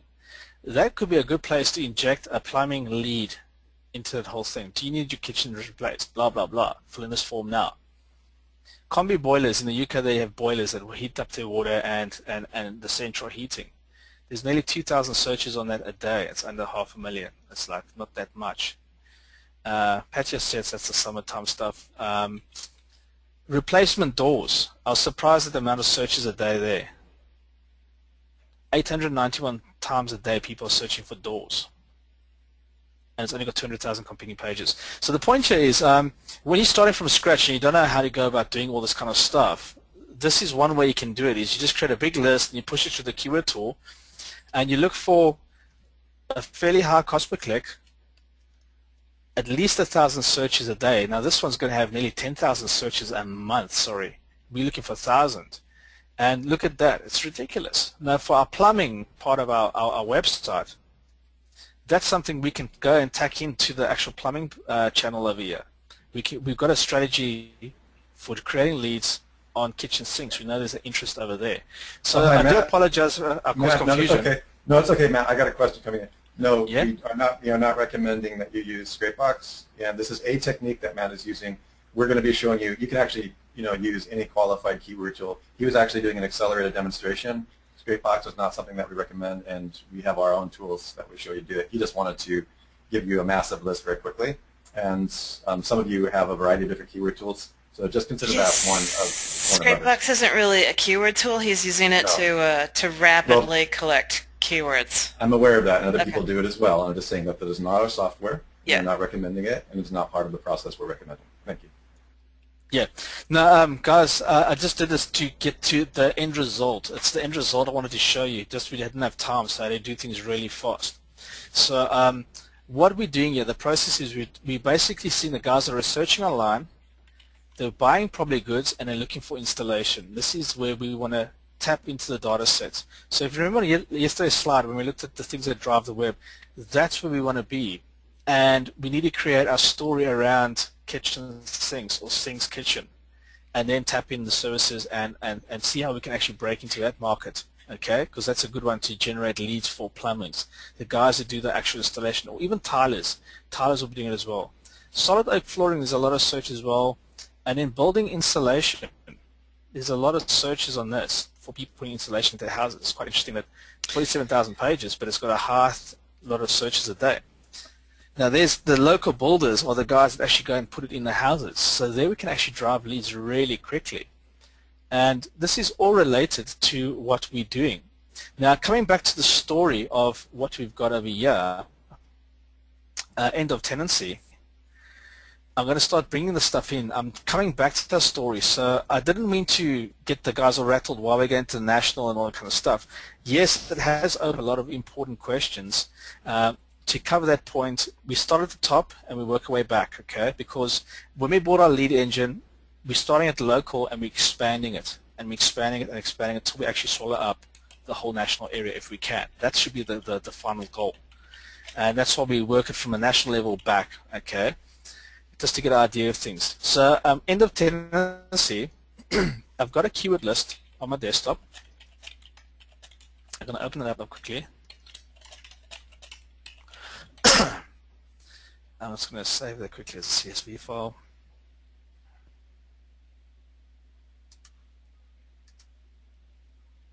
Okay. So when I import stuff into DWS, I always just double check that it's a CSV file. And when I import it in, what I imported in is phrase match, and the searches are for a monthly value. That's what I'm doing. Okay. So I'm just going to cover there's our end of tenancy list over there, and I'm going to import that as well. So what I do is I go onto import keyword data, and where I am at now, I'm in the silo framework screen within Domain Name Studio.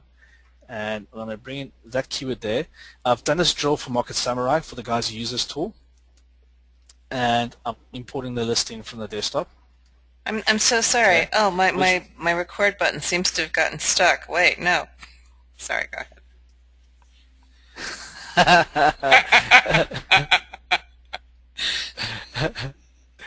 So while that's coming in, I'm going to hop across to Kraken, and what I'm doing here, guys, I'm just showing you how DWS works with different tools and different things. So in Kraken, when you click on all keywords in Kraken, it gives you a nice list of keywords. I'm going to bring that in. Here's all our end of tenancy keywords. And I'm going to come back to this chart, and we're going to actually look at this and have a chat about this. And this is where we're going to actually start talking about this market and how we're going to build it out. Okay, so I'm just going to export this out.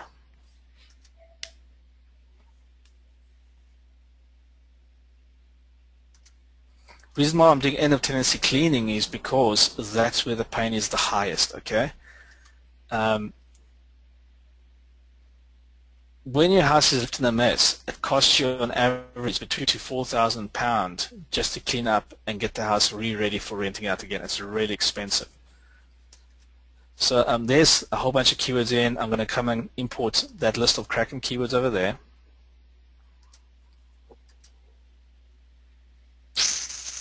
That one there. So I'm selecting Kraken Voma. I click import, and while it's doing that, I'm going to come back and have a look at this. Now, this bubble chart here basically defines how the market's segmented, okay? So the bubbles on the top are greater than, if we hover over this, you'll see it says 67 million pages for competing, okay?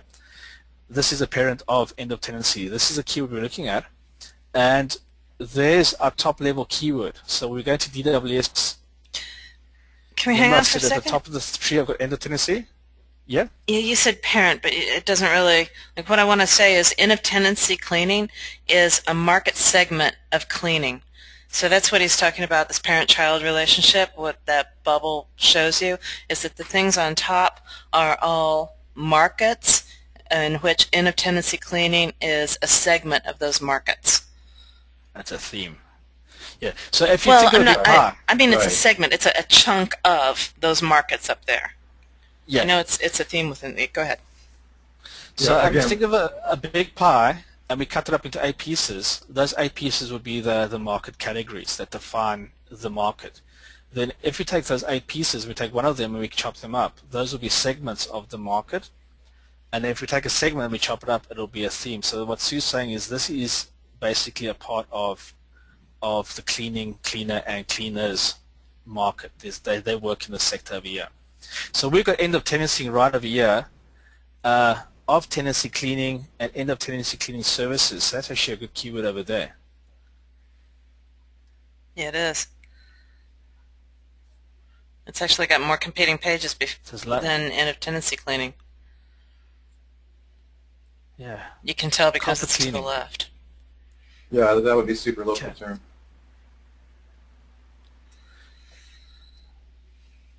So these ones here at the bottom are what are breaking out of that sector over there. So you can see the locales are coming in local there, there's local over there, and there's local over there. So do you sort of understand why we've sort of gone a bit up in the rankings to look at the keywords?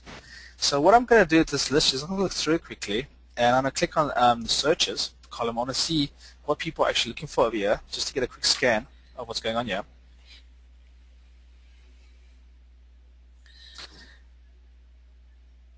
Cleaning services.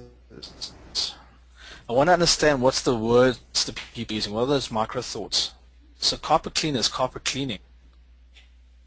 That's got the most searches out of all of this type of stuff. So that's something I want to add into my blueprint is carpet cleaning. Okay. Definitely. 330 searches a day. Carpet cleaners is another one I want to put into there. Window cleaning is huge. Look at that. Cleaning services. This could be domestic or residential. I mean commercial. Cleaning services. I'm doing both. Well, look at the pay-per-click difference on services with the S. Yep. And the searches on. So I'm going to switch it out for that. So what I'm doing here, guys, is I'm just running through a list. I'm looking what people are looking for. What are they typing in? Home cleaning, home cleaning. Nearly 100 searches a day. How's that? House cleaning. House cleaning is probably better. Building maintenance is coming here.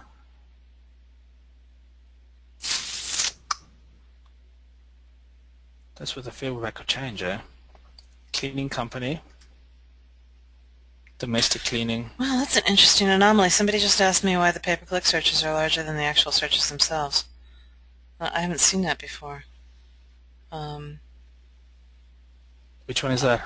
Oh, there's a lot of them. Oven cleaning, for example, is 113, and natural searches is 54.3. I'll have to check into that. I don't know. 2 weeks ago. Oh, right. So geez Louise, I'll have to go back and take a look. I don't know if that's Google being funky or if they've changed something and we need to update our algorithms. There was somebody else who asked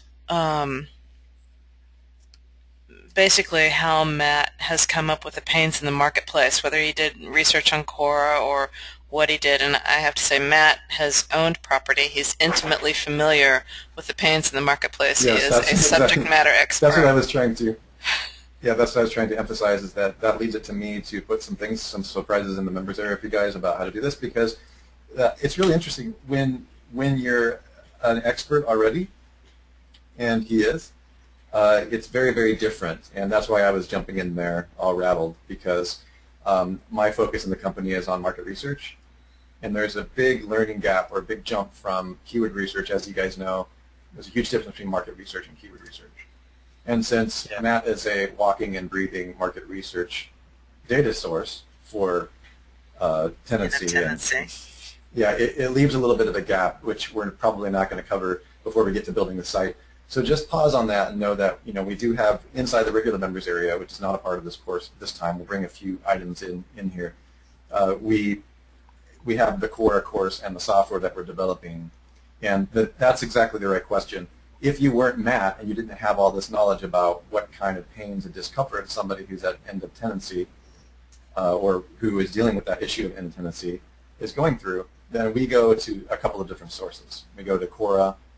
We research on a few different other platforms, which we'll reveal to you, and that's the way that you want to get in there. And what's really cool is you begin to find all of those things at once. You'll find several of the associations or issues that, by using what we call the frequently asked questions and should ask questions, as well as the pain behind the question, you'll know exactly what those types of things are, which is how Matt, jumped to those conclusions about carpet.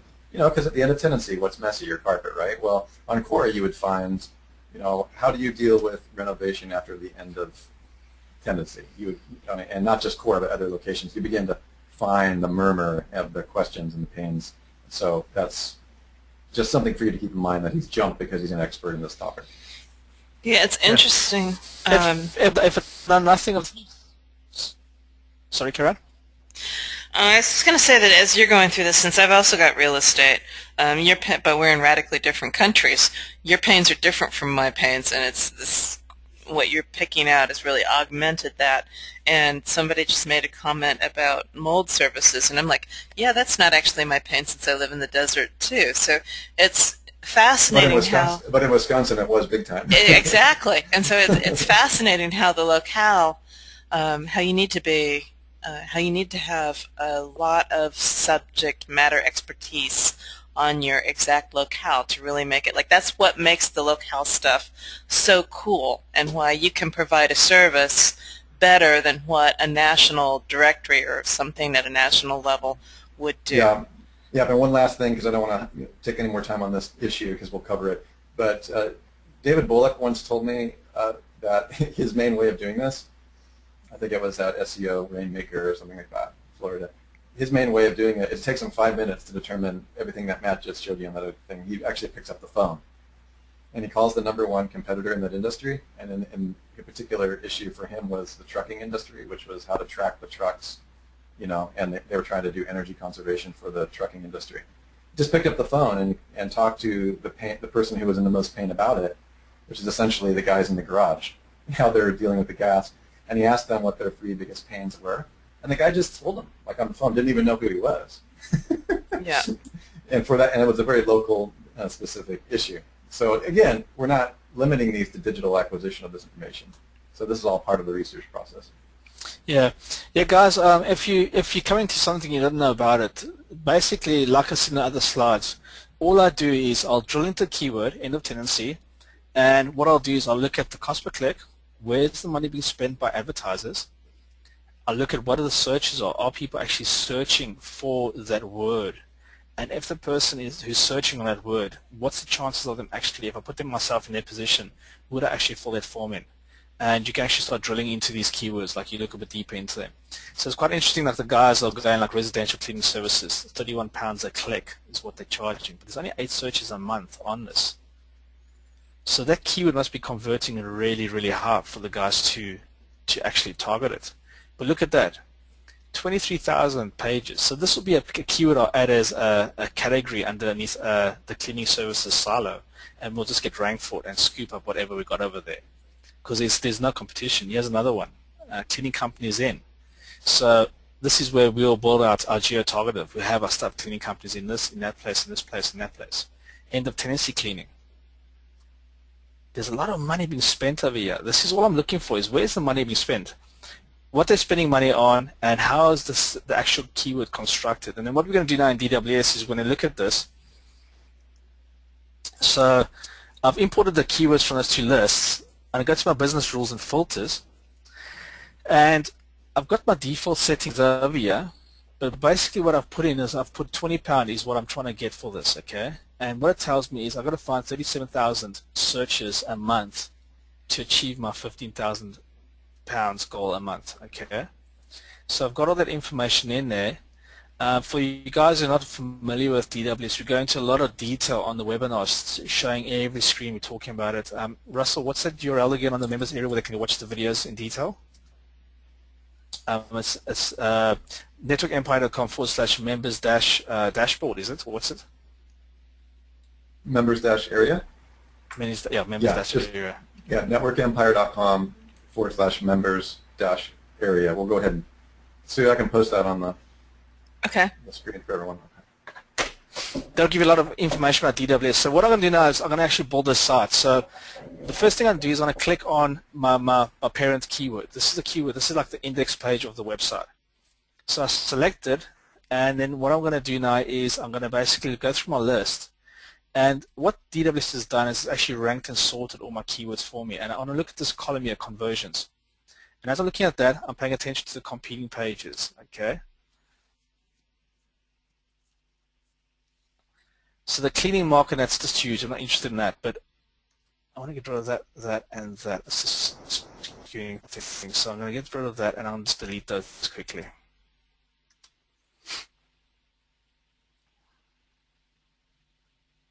And while I'm waiting for that to delete, what happens is all the best keywords float to the top, and we can see how much money they're actually worth to us.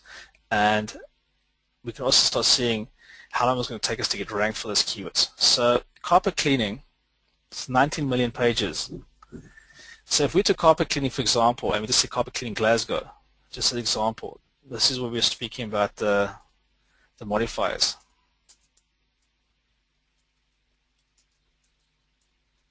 We look at that in phrase match.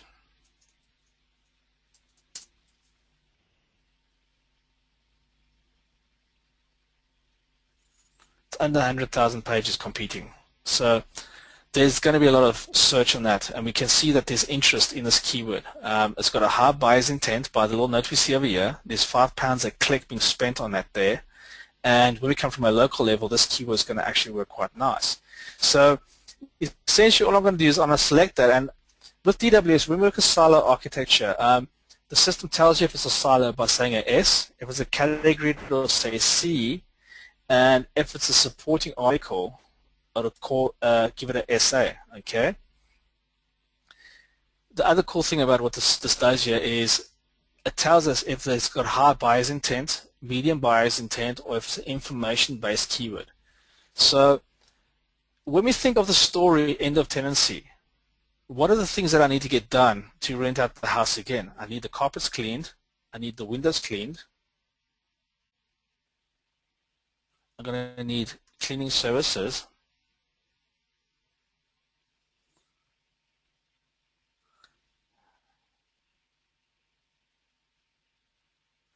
And what I'm looking at here is the conversions. When I get ranked for these keywords, okay, it's saying we get ranked in 20 months, 19 months. With solid structures, we can get ranked much faster for this, okay? So I'm going to show you the few little tricks we're going to do. Let me just run through this list and map out our silos. Domestic cleaning, cleaning supplies, office cleaning. 100 conversions a month. Tenancy cleaning. There we go. 91 leads a month for tenancy cleaning.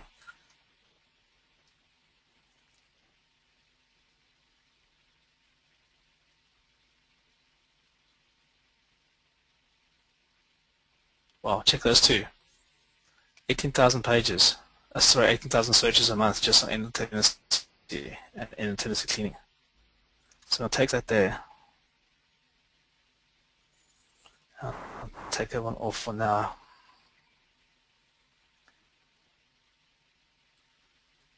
And all I'm going through the list, and I'm looking at the things that we can actually tap into for the cleaning for tenancy.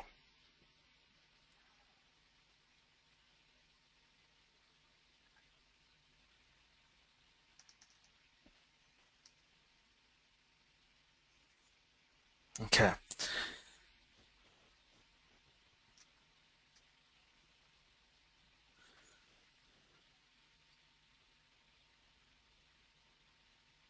I'm going to start at end of Tennessee because I want to get this set up really quickly. So I'll leave those carpet cleaner ones for later on. We can build into that. So yeah, end of Tennessee cleaning, to get this really local nice. It's 1 million pages. It opens up the whole market. It falls in with our theme. So I'm going to move that into the blueprint. I click on the button. And I know that with that keyword, we already got 91 potential conversions a month. Okay, and it's 1 million pages. How do you calculate the conversions? Conversions? Mm-hmm. That's through our funnel.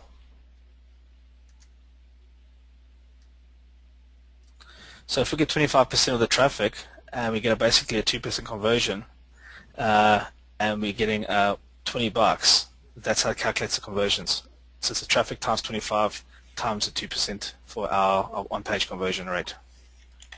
That gives us our conversions.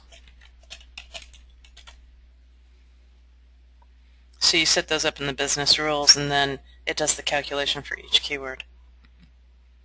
Yeah. So all we're doing is looking at where the high conversions are, and then where's the keyword?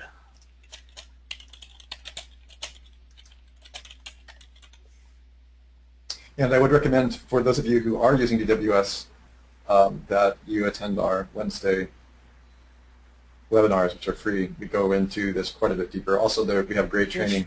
Yeah, we got replays on those too. Yeah, and the replays are also excellent. So when Matt's traveling, you can just go to the members. So all I'm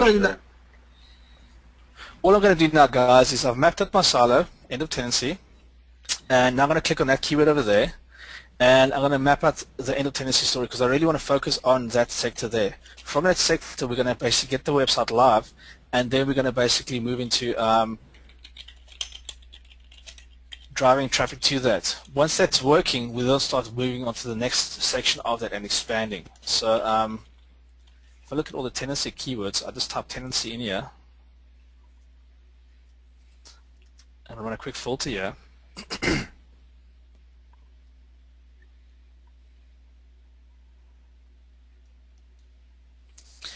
And what we've got here is a silo that's been mapped out. Okay, and when we look at this next, we've got end of tenancy with tenancy cleaning. That's got another 91 conversions.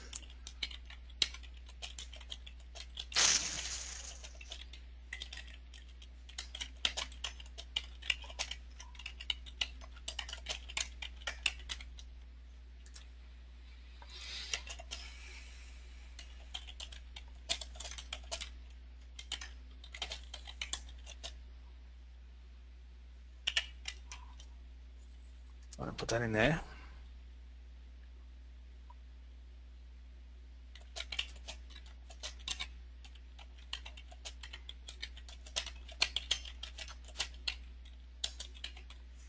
Okay, so what I've done now is I've selected the end of tenancy, I've selected 3 keywords. I'm going to move them into my blueprint.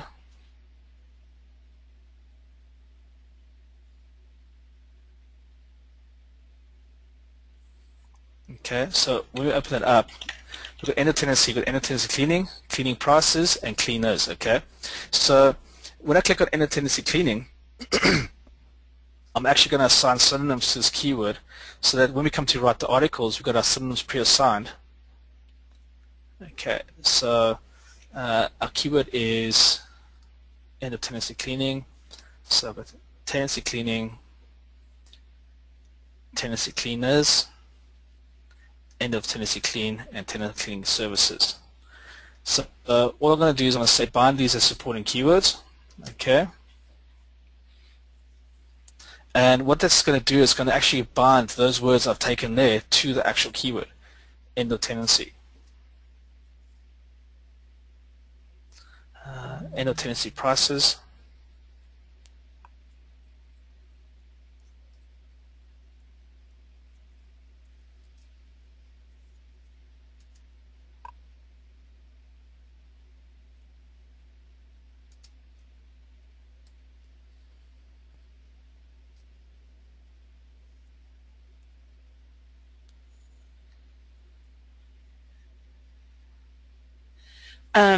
Could you, as you're picking stuff, could you be a little bit more descriptive about why you're picking what you're doing? Sure.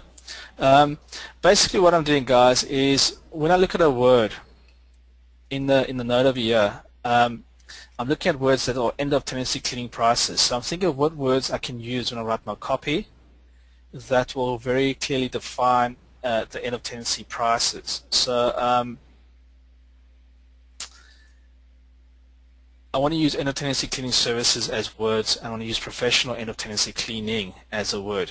And what this is doing, it's basically building up a synonymic set. I'm going to be using tenancy cleaning services as a word on it. This will also double up to be my anchor text that's being used. Now, because we know these keywords are good, we know they've got conversions and search volume tied to them, and there's cost on most of these things here. These are good keywords to get ranked for when we're actually doing this. Okay, so I click on add-on supporting keywords, and when this page reloads, I'm just going to open up another little grid which shows us the layout of the site as we're actually going on.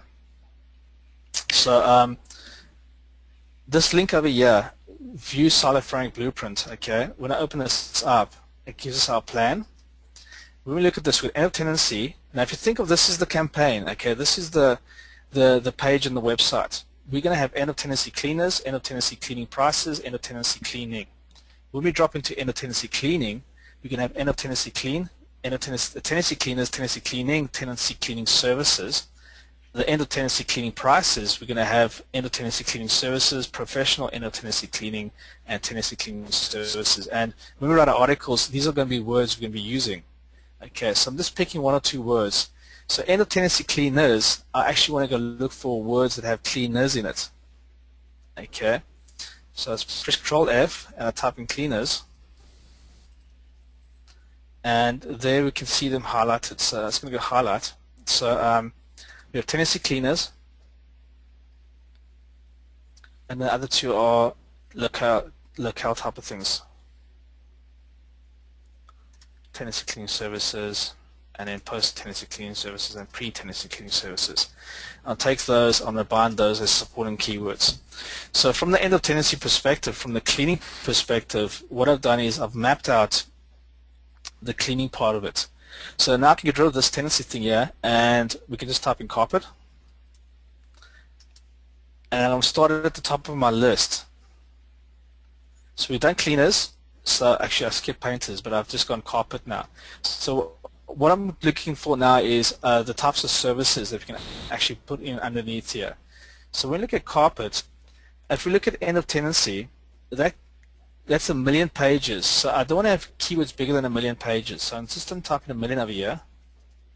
And when I click submit, it's going to filter out the keywords that are greater than 1 million pages and give me the things that are sitting underneath there. And we can see if there's anything worthwhile looking at.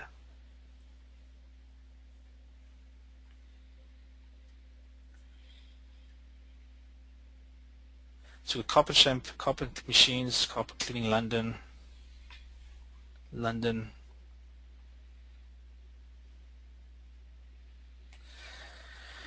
Yeah, we'll have to add another silo to the site. I don't really want to do that right now. Well, the other so thing that you looking at this now is take all of your carpet cleaning terms.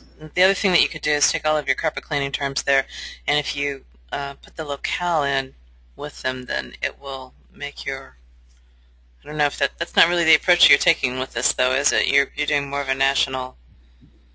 Well, when you go local, and I'm going to be putting the local in as supporting articles. So I want this to get ranked at the national level. I want to be at the end of Tennessee, but I want to start at local first and back my way into the market. Okay. So the strategy I want to take here is underneath the actual category level, I want to put the supporting articles in with the modifiers. I see. So we'll have end of Tennessee cleaning in Hamilton, and we'll put them in there. And we sort of merge the locales under the actual category service. I see. Then we've got the prices for information, and then we've got end of tenancy cleaners, and we can have pictures of the cleaners and what the services are that we actually provide. So you actually, end of tenancy cleaners. Mm-hmm. I was just thinking there I could actually move the carpet cleaning underneath the services, end of cleaning services. So I'm just going to change this quickly. because everything we're doing is service. We're wanting to get the guys who are looking for services. From our research there, typically the guys are going online, they're buying goods and they're looking for installation or something done. So I need to stay in that mindset and not get, there we go, cleaning services. So why do you have end of tenancy as your main theme for the site and then end of tenancy, the same keyword again, as your silo? I haven't defined that one yet. I just put in as a placeholder. Okay. So I haven't really crystallized that yet. Okay. Kraken sort of said to us that's the top part of the vertical over here. We can sort of see it over there. So we're sort of sitting down here. Okay. But what I'm doing, guys, is I'm just mapping this idea together pretty quickly. Oh, there we go. There's a nice one, but it's not worth much money. 33 conversions. That'll make us how much in a year? £7,000. That's just on rankings. Office cleaning services, that's what I'm looking for. So services is not much money in it with how much profit we got. So if I come back to our business and filter rules, because we're only earning $20 over here, the system's saying to us that it's initially there's not money up front, okay? What we have to first pay off the IT debt of creating the page, then within a year we'll make $3,000 there, we'll make another $4K there, so that adds up.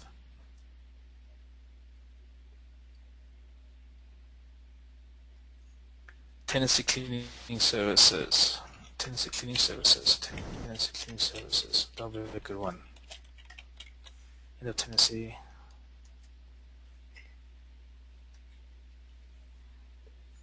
Tenancy cleaning services.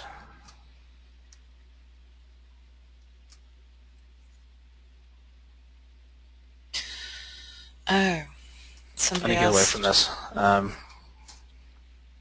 Somebody asked how Yes? I calculated the revenue. And basically what it's doing is it's taking the searches and your business rules that you put in about what the conversions were going to be, and then you also put in how much you're going to make off of a sale. So it's going to look at those conversions and multiply it by what you make off of a sale, and that's how it calculates the revenue.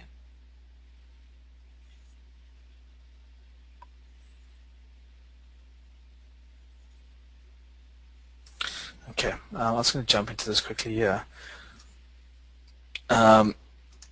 I'll just drill out another quickly while I'm doing this.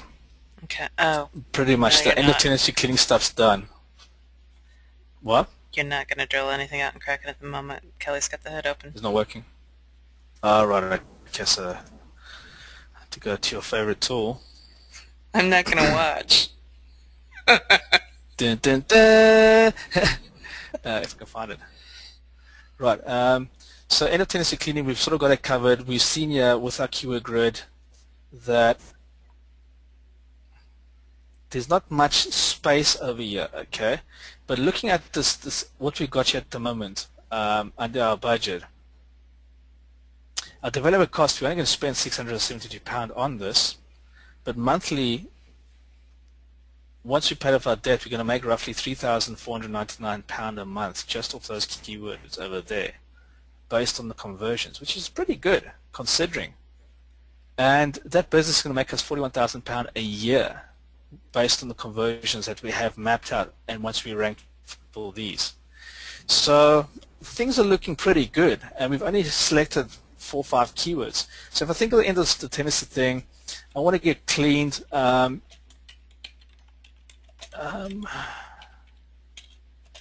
The carpets is a big part of this whole thing because typically you've got to replace carpets and then when people move out if they've made a mess.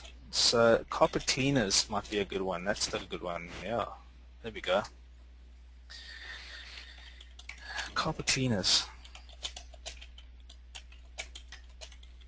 That's going to become a silo because it's quite big itself. So I'm going to put that in over here.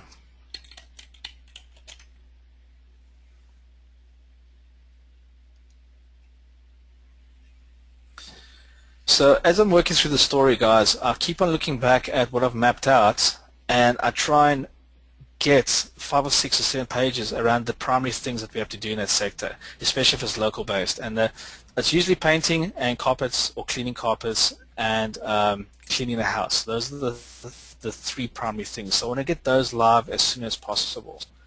So I'm going to go to carpet cleaners. I'm going to move that into the blueprint. End of tenancy cleaning. So one of our members asked, does it still matter the hierarchy of the levels of the keywords with competing pages? So the idea is that the silo landing page has got the most number of competing pages, and the category pages underneath that have a smaller number of competing pages, and then the supporting article pages under that have an even smaller number of competing pages. And what my thinking is with competing pages is that it shows the volume of the conversation that's going on around that keyword. And so it gives you kind of a natural hierarchy. Now, it's not something that's set in stone, because oftentimes you get into markets where the keyword that you really want for your silo landing page is a more obscure topic than the things underneath it. Antioxidants are a perfect example of that. The term antioxidant isn't really a popular term. It's not nearly as popular as a lot of the actual antioxidants are. So, because some of the antioxidants are picked up in other categories like the diet market and some stuff like that, you end up with things like green tea and with acai and stuff like that that are just huge. But if you're doing a wellness site and one of your silos is antioxidants, then obviously that's the term you're going to use. And so you, as a knowledge worker within that market, or as a subject matter expert, you're just going to know that that belongs under that topic regardless of the numbers of competing pages. And so that's why Domain Web Studio is a little bit more fluid environment. I built Kraken just a little bit too rigid on the blueprint section. And so we removed that rigidity from Domain Web Studio so that you could work around it, but I would still consider it when you build out your websites.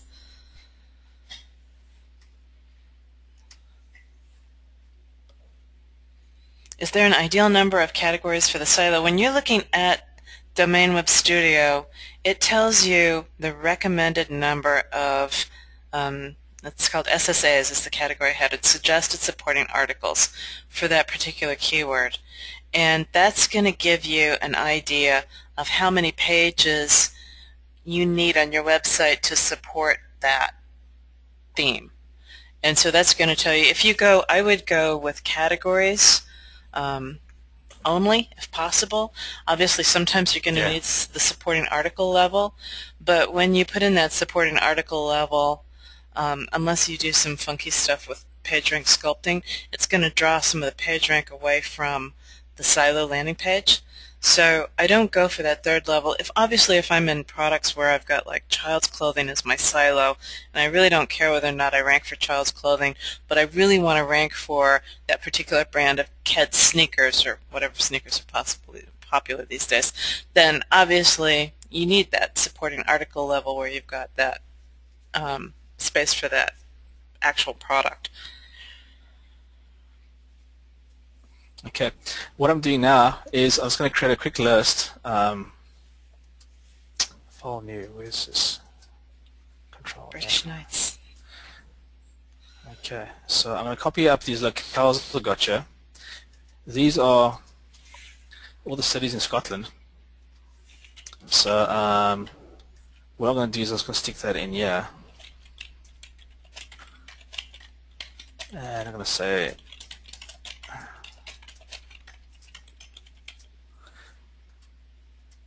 and then I want to copy the keyword from DWS, and I want to get these drilled out. So the keyword I want to do is professional carpet cleaners. I want to do carpet cleaners in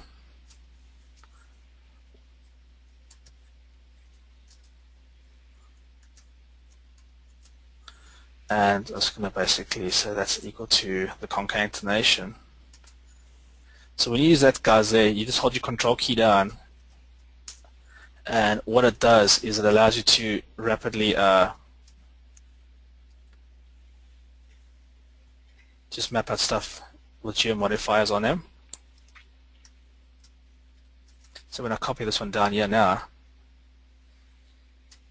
That gives me all my geo-modified keywords. I'm going to hop across to the keyword tool.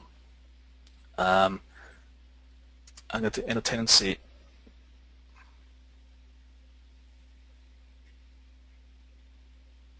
Keyword generation. I want to add these keywords.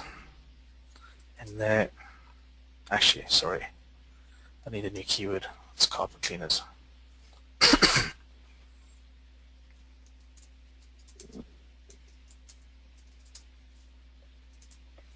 And I'm going to look at what's got search volume, where the interest lies. So I'll add those keywords in there. So there we've got all the keywords over here for carpet cleaners. What I'm doing is phrase match, monthly, and I'm only interested in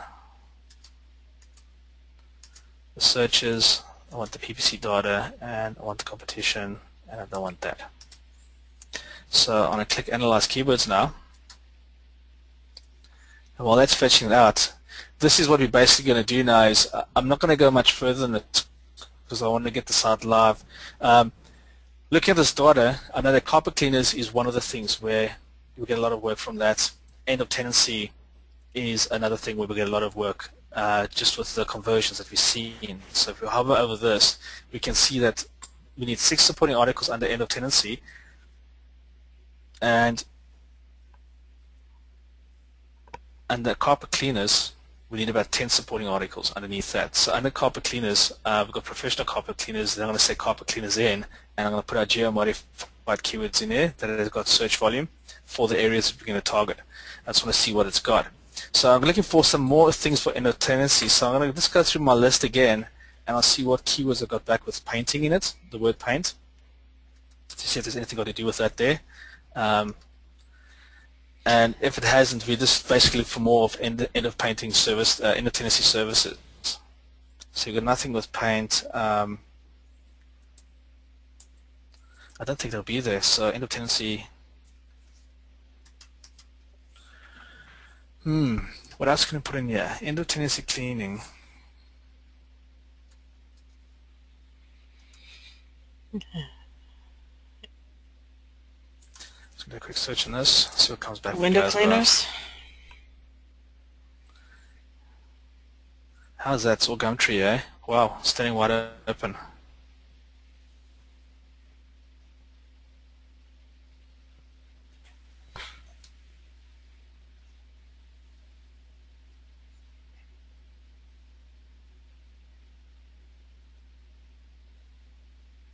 Shop windows, retail shop, end of tenancy, Glasgow. 1, 2, 3. Those guys got 3 listings on this page. This market's standing wide open. It's just ridiculous how it is. So look at this Gumtree quick. These guys are charging best service in Glasgow from $45 a day.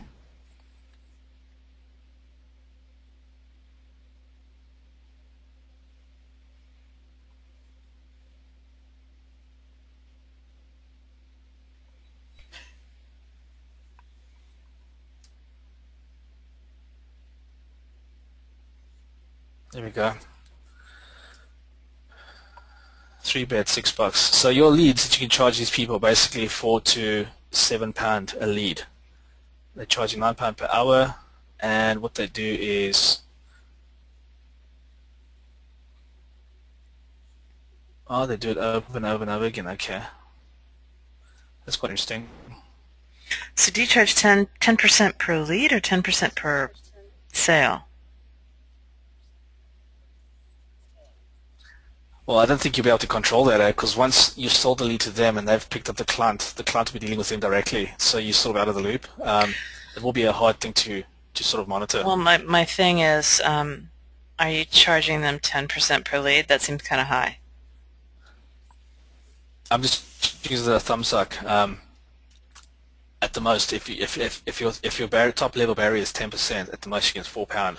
But this is someone on Gumtree. They're not a professional company because they're advertising over here. Most of these people are just like mums and that go and clean other people's houses.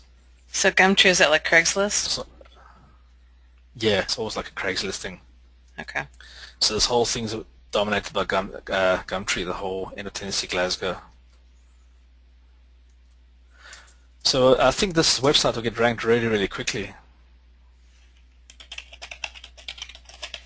I want to get to landlords. That's really where I want to get to. I want to get to those guys. And the idea behind this whole website is they basically contact us, and then the guys I've spoken to, I just coordinate the leads with them, and I put my 10% on top of the price what gets quoted. And for the bolt-on services, I take my 10% of whatever they charge. So for like a typical gas safety check, you pay £70, so there's a £7 I can get over there. And the guys I've spoken to are pretty happy with that. So let's see if this yeah, because you're running a little bit of a different model, right? You're actually closing the sale for them. Well, I'm not actually going to speak to people. This is quite interesting. The local search is very, very low, like 28 in the big cities. So it's Edinburgh and Glasgow, the two places where this sort of basically happens. If you look at all the other cities, Barhead,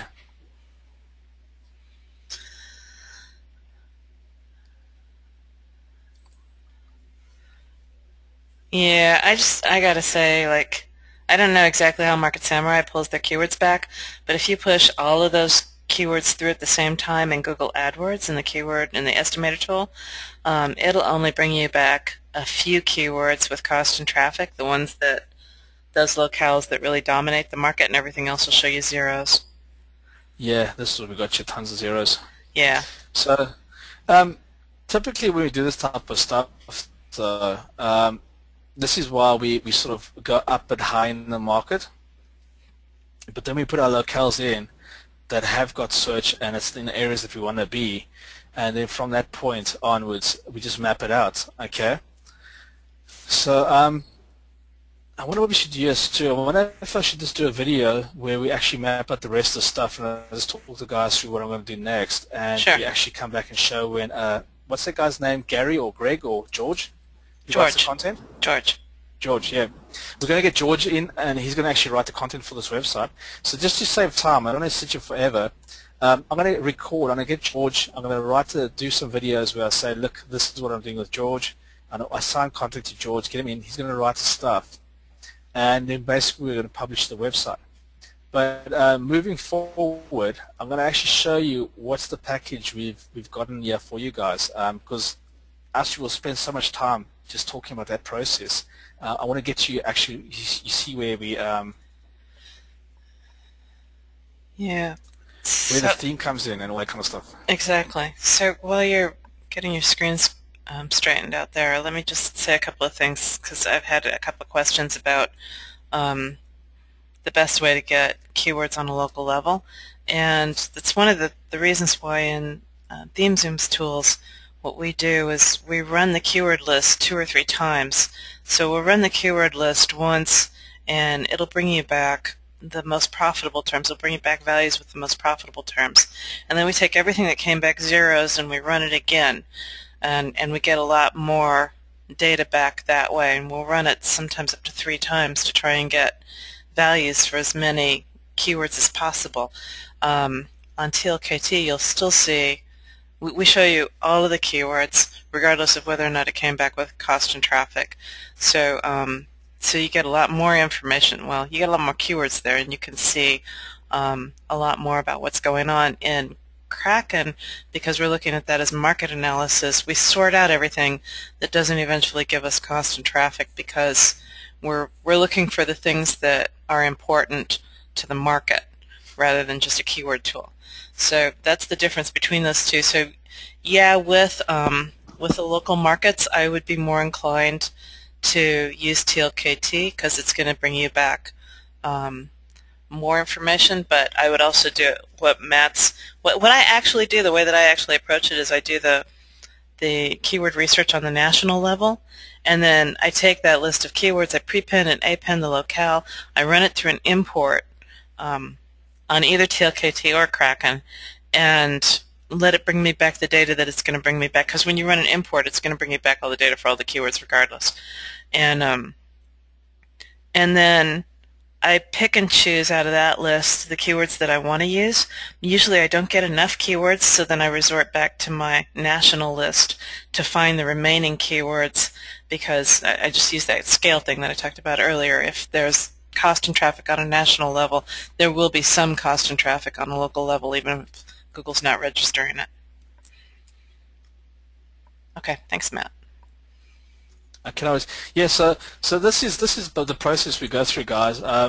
Basically, what we do is, like Sue says, we map out the national stuff. We start putting the modifiers in here, but when we come to write the copies, what we can do in DWS as well is under the silo DNA braid over here, we also come and add our modifiers into the actual keywords once we identify that they've actually got interest. Okay, so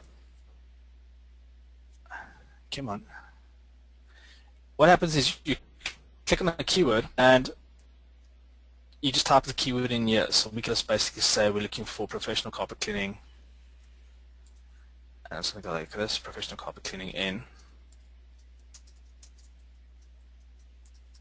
Hamilton, and I can just actually add that as a synonym or supporting keyword. Okay, and that will bind it to our story. So once we've done this on all our keywords, we've mapped it out. Typically what I want you guys to do is to find your market you want to go for. So if it's lawyers or if it's dentists, whatever, start with a single silo. When you hover over the silo, you'll see it needs about 6 articles. We're going to put another 3 articles in here to really define the end of tendency. I want to look more into the pain type of things, and I want to drill into it, and actually want to identify what are the things that I want to come from a landlord's perspective. I want to start searching and seeing what I can find, how they're actually getting to look for people to sort their properties out. Okay, it might not be that end of tendency is the actual keyword we're looking for. So like it might be more direct, like carpet cleaners or painters and decorators in. So these are things we're going to actually start adding to the end of tendency stuff. But the whole theme of the site is around about end of tendency, and we're going to target it geographically as well. So for your exercises and the work that you're going to do, just start off, map out your first keyword and build out your single silo, and then what you want to do is you want to come and actually write the content. Okay, now if you're using DWS, it's really easy to put your content in. This is where the painkiller articles come into play. We need to really get into the pain. The reason why I chose end of tendency was because I can really define things much clearer for you, because I know this market inside because I've gone through the pain many times. So when I'm speaking to myself, typically I'm very agitated because some people just don't care, and they wreck your house. They kick holes in the walls and all kinds of stuff. So when we write in the painkiller articles, we speak to that actual issue. We say, listen, are you tired of guys doing this and this and this? Is it just too stressful? It's taking time out of your day. Why don't you hand this over to us and we'll sort it out for you? This is the services we can offer. We can get your gas and safety check done, get your electrical check for you, we'll get the gas. We are landlords, we specialize in this, we've got the team together, and we can do it at a much more cost-effective price than you having to go to the big construction companies that are going to charge you probably 3 times the amount, because that's what happens. So we then speak to that market. Now you must try and get into that mindset when you're talking to the guys, because that's what's going to create the conversion. It's like the guys like, I just can't deal with this, I need this property sorted out, but I need to save money at the same time because it's very expensive. And this is when we come and write our content, and that's what I'm going to get George to do. So when I come order the content, I'm going to get George to write and talk this stuff. But I'm going to map out the story, and when I've got it finished mapped, I'm going to send out the video. I'm going to put it up on the members area. You'll get a link. Okay, these videos are in. They'll happen in the next few days. With the content coming in, I'll show you what George's written for us. And then basically what happens is we come to publish the website, and when we publish it, what happens is we go to WordPress and we use our DWS Silo Builder. Okay, this is the plugin we've created that actually goes and builds the whole silo structure for you. So when we click on the silo importer link over here, all we do is we point to the XML file that gets exported out, and we press import, and by the time this page refreshes, it would have built out your whole website for you, and it would have taken all the information from everything up to the content, everything that you put in here, all the way through, it gets put in. It puts in your meta titles, your descriptions, your meta keywords, the articles you've written, everything will get imported straight in and build the site out live. An example of this is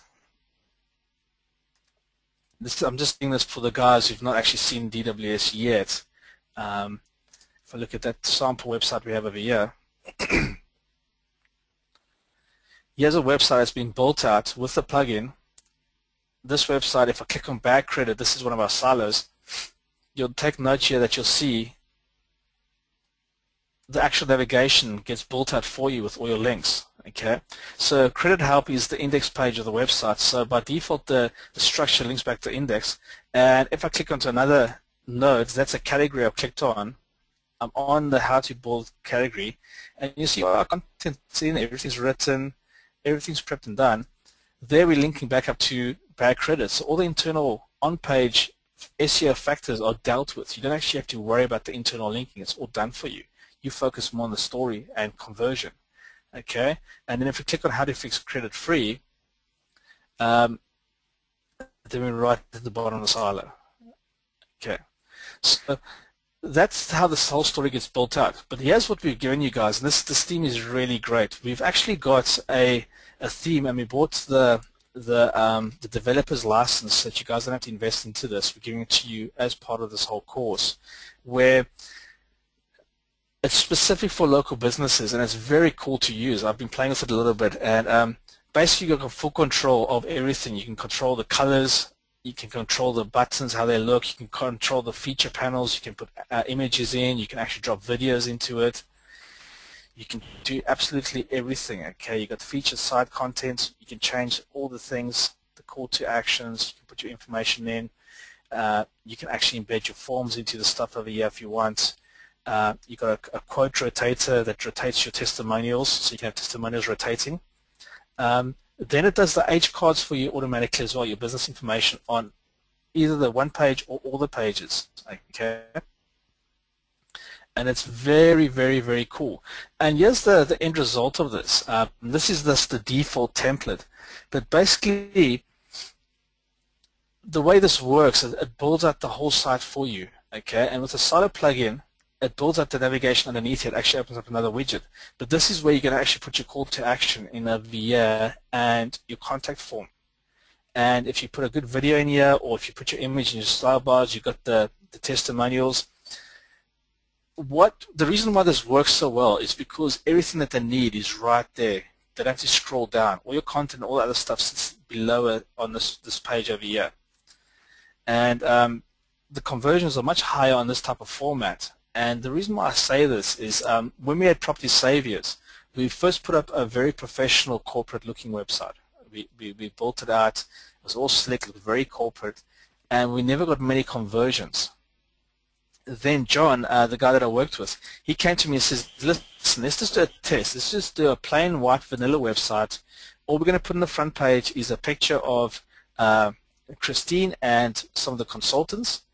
And we're just going to tell them what we do, and we put the opt-in box just on the side there. It just says, okay, fair enough, let's give it a go. And that's what our business built. It was a plain website, nothing fancy. And when you come into the local markets with this type of look and feel, I don't know what it is, but it seems to create more trust than the super slick corporate type of websites. Well, that's probably typical to like the debt type of markets, that people want to sort of keep things private. But what's great about this is you can optimize this and tweak this out and clean it up as much as you want. And I've been doing tests with this, and it works really, really great. So I've just got a single silo I've pulled in over here, and when the page loads, you can see there's our plugin working with it. It's just mapped it out over here. So all you've got to do is write your content, and here's all the content that's been written. It gets pulled in, and we can drop underneath this here. We can actually drop our call to action over here. We can actually have another opt-in form coming over here. It gives you full control of absolutely everything. And this is what we're going to basically get you guys to do today. So are there any questions so far?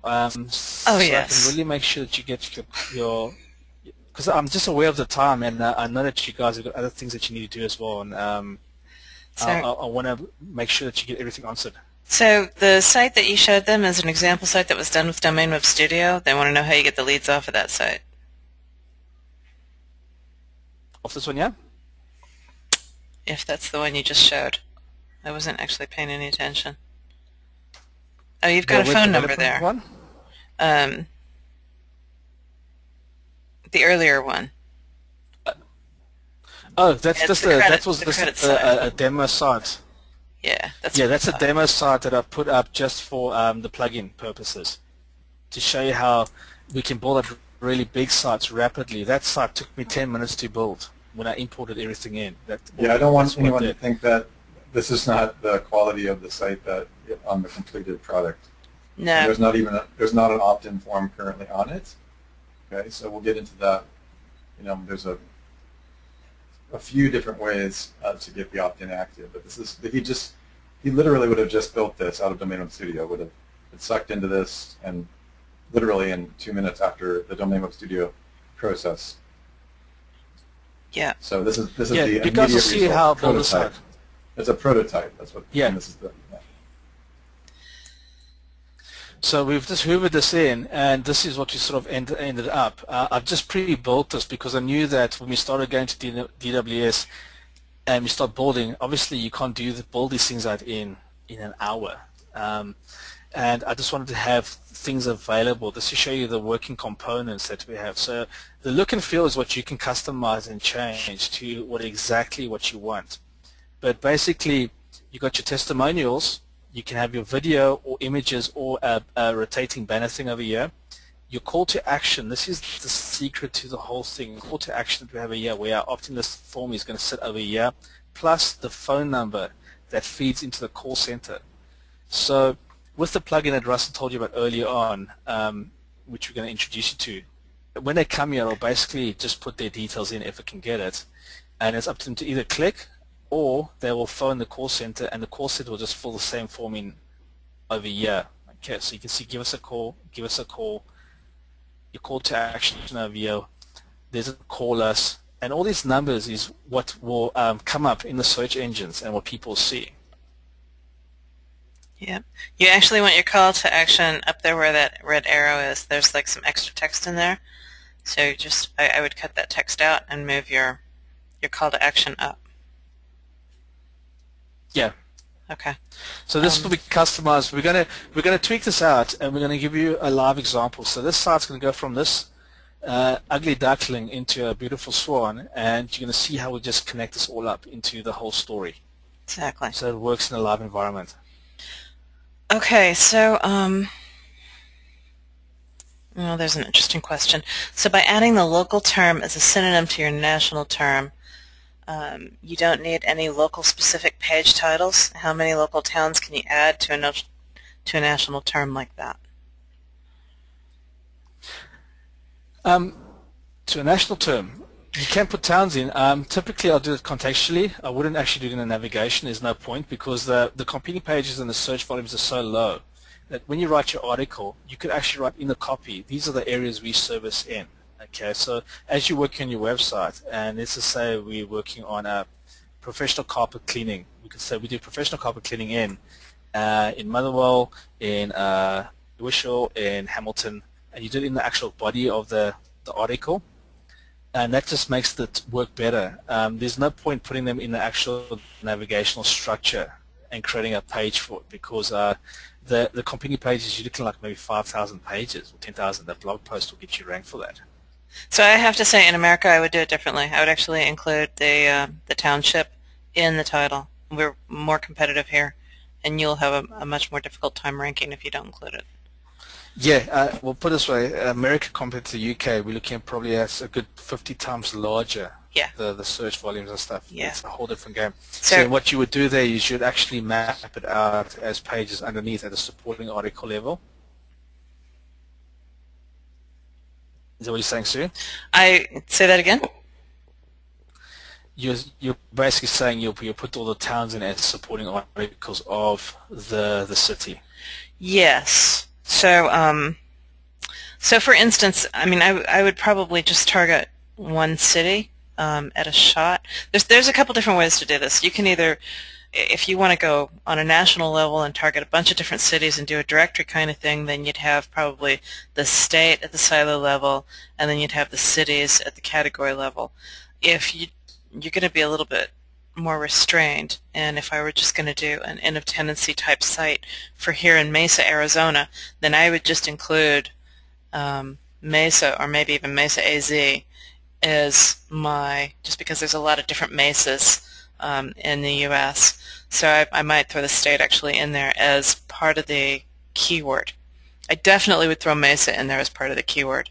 And then when we get into the stuff that we're going to do next with the metadata, the new metadata that's available with HTML5, where you can actually put your address in code that tells the search engines that this is your actual physical address, and then especially when you tie that up with your Google account, so with the Google Places page, then all of that comes together and you get a real solid locale-based website that ranks really easily.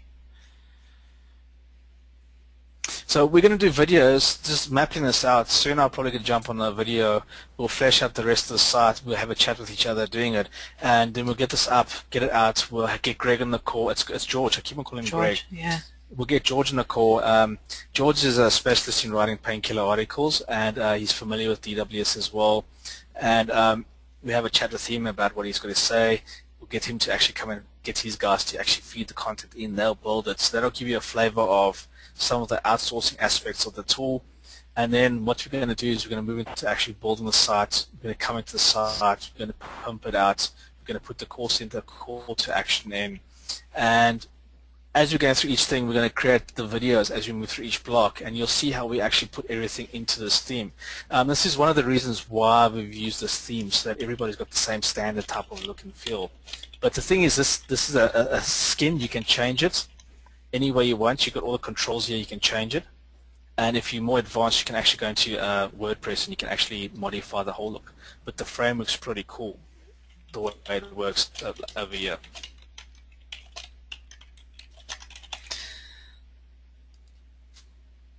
So I have to say that next to the U.S., the U.K. is probably the next most competitive market. So, so the stuff that Matt's doing for the U.K., you can do for all the other countries. So Germany and France, and we've got quite the international crowd on this call, actually. Yeah, like especially with Australia and all those ones. I look at South Africa and it's ridiculous. There is no competition. There's nothing. i.e. one of the reasons why I'm going back. But the great thing about what we're doing here, guys, is if we just map the things out, if you map out the story, okay, and you think about it, if you're doing a national level in the US, then the bigger the country and the more people, the more up you're going to move the locales to the silo level. But if you're down in the US, here in the UK, you can keep your locales actually one layer down. You can actually go for the root term and then put your locales underneath it. And it tends to work really well because then you get rankings for both. And you can really target the site really well.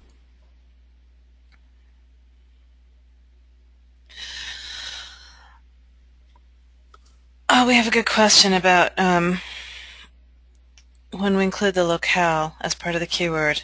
Do we go back and adjust the competing pages? Yes, I go into a spreadsheet. I can show you how to do that, and I append the locale and then create a new keyword with the locale appended, and then I throw that into an import list, probably in Kraken. Do I spin them? Yeah, usually there's like you would say.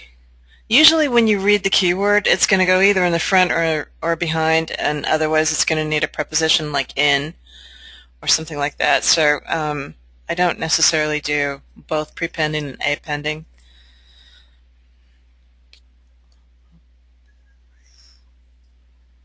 Although I might do one, the lesser popular one as a synonym.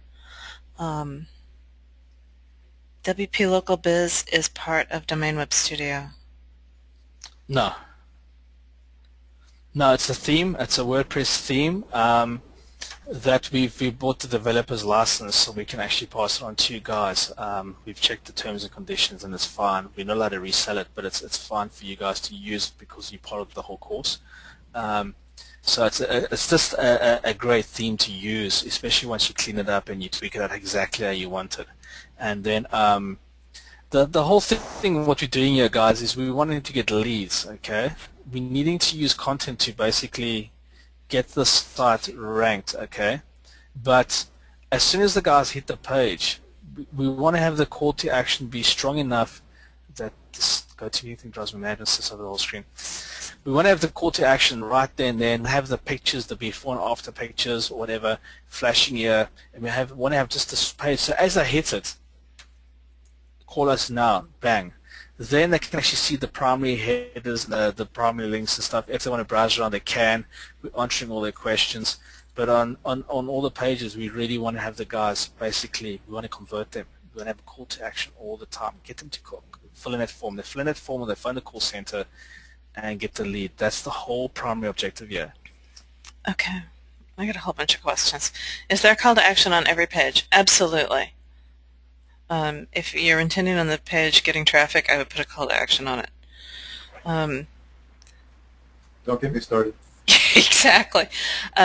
When we do the upcoming videos, yes, I'll do a version that's got the US slant on it since it's more competitive. I'll show you exactly what it is I'm talking about. If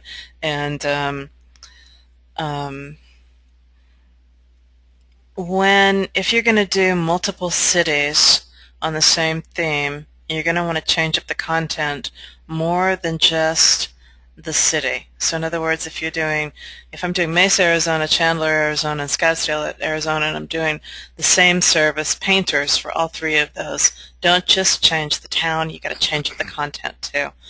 Otherwise, especially if it's on the same domain. Otherwise you'll get slapped with duplicate content. If it's on different domains, there's not so much of a problem. I'd still change it a little bit. Yeah, this is one of the reasons why I built the site the way I do. This thing's driving me nuts. We want to tell a story over here, and when we look at the locales, we want to tell a locale for that story. So some places might have mold, some not. So you've got to sort of think about this whole story. You've got to think it through when you're actually mapping it out. And that's why I didn't want to just go, when there's 5 keywords, throw them in here, build the site. I want to just give you guys a proper live working example where it goes on the web. You can actually go and watch it in the rankings. You can track its rankings, you can see what's going on, and then when we come back we can actually show you guys the stats of the leads. We want to make this a real live working example, and the thing to keep me motivated will be the money it makes, which I'll push into the property business. So I want to give you guys a real working thing. So with the locales, don't just change the headline and the title and think you're going to get very far, because it's not going to work, eh?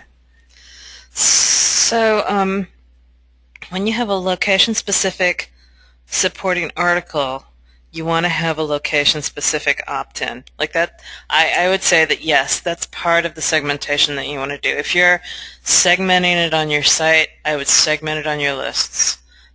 I would segment. Within Aweber, it's really easy to mail to a bunch of lists all at the same time. You can go down and just click on the additional lists. So if you have an email that you want to blast to all of your lists, regardless of their locale, it's an easy thing to do that.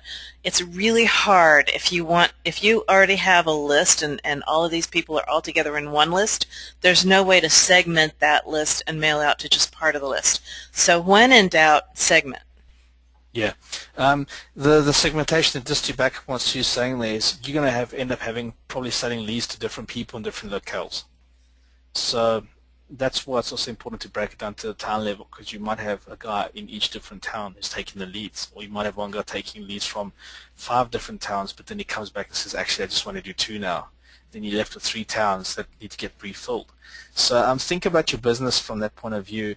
I saw a question asking, is that template mobile ready? Yes, it does. It automatically builds out a mobile version of your website. Yeah. And I wanted to show you guys. I'm actually really impressed with this theme. I don't have it open at the moment. But basically, I've been watching a lot of the local stuff with my software. I've been analyzing it, and I'd say up to 90% of the sites don't have mobile versions. So you'll be way ahead. So yeah, the site, when you look at it now, oh, that looks like a 1980s type of website.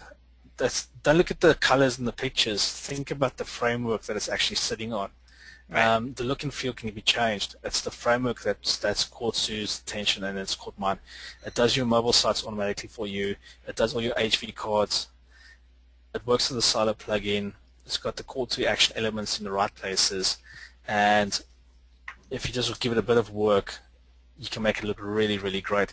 And what's good about this is with the plugin, it builds the whole site for you. So you're not suddenly creating pages anymore. It's all done. So those 2-3 hours that you would have sat creating pages and copying, pasting content in or writing content in can now be used to work on the conversions. You're thinking conversions, look and feel conversions. You want every page to work.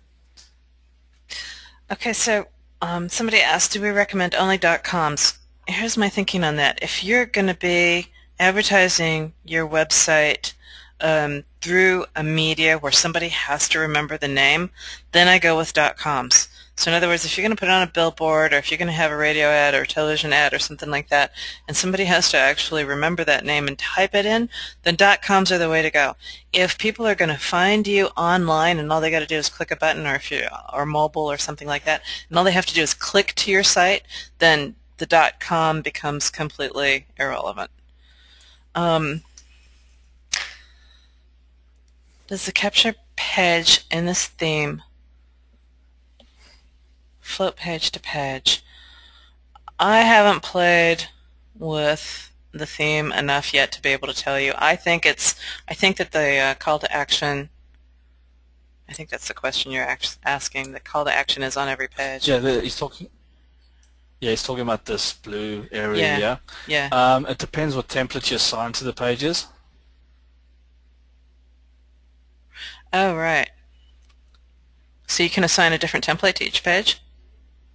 Like page lines? That's what I've seen so far. Excellent. Okay.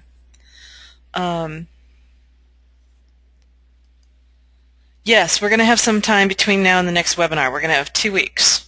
That's the whole point, is to give you guys enough. We're going to give you obviously some more information. We're going to do some videos off webinar and put those in the members area, and we'll email everybody out every time something, well, I won't say every time something new goes up in there, but every couple of days and tell you what's going on that's new, so that you can get a hold of that information and use that to help you build out your site. So we actually want to give you time now to walk away and give all this a try, and then we'll come back 2 weeks from yesterday. We'll come back and do a Q&A so that as you're having problems, we can work through those problems, and then we'll come back a couple weeks later and actually get on to the next part of the webinar. That's going to be the traffic part. Yeah. Are you getting this theme? Yes, it's going to be in the members area. Is there a live copy of this site? Yes. Is it live on this thing that you've got right here, the webdevelopment.co.uk? Oh yeah. It's just sitting there. It's just a dummy. When I got the live domain, I'm going to be building this whole website on. It's called endoftennesseecleaners.com. That's endoftennesseecleaners365.com. So I've got the specific thing I'm after. So we'll have that link for you in the members area too. You'll be able to see that. We'll have some pictures of the site there as it gets built out, so that you can watch it go from an ugly duckling to the final thing. Yeah, I'm also going to start taking analytics from day one. We're going to have rank tracking, so you actually watch what happens with each keyword through the progress of the story as well. That's going to come in. Server requirements for your Silo plugin. You know, it's pretty light. I would say there's probably you've installed it. What are the server-side requirements? I'm sure it needs. Just need IronCube, eh? Yeah, I figured it needed IronCube. Good. It's just IronCube, but the plugin doesn't have a heavy load on the websites. The plugin is basically the bridge between DWS and WordPress, and it migrates the data across and then configures the whole blog and does all the hard work of actually connecting all the pages so that it works in a proper solid structure. There's a lot of guys have tried to do it, but it took us a good 6 months to get it working properly, where you've got a proper solid WordPress website, and they rank really, really well. Another thing to say about local keywords, guys, is if you know that there's interest in that locale, you can use them as well, even if there isn't much search volume. Just because it says there's no search volume, if you're targeting that locale, you can still use that keyword. Okay, because there will be people, especially with Google going more local, when they're doing more local searches, it's filtering out you in the UK now as well. You'll see that those rankings will pick up. And you saw how hollow the whole market is at the local level. It's totally hollow. So with us putting siloed, structured lead engines into these local markets, you're gonna move through rankings very, very quickly.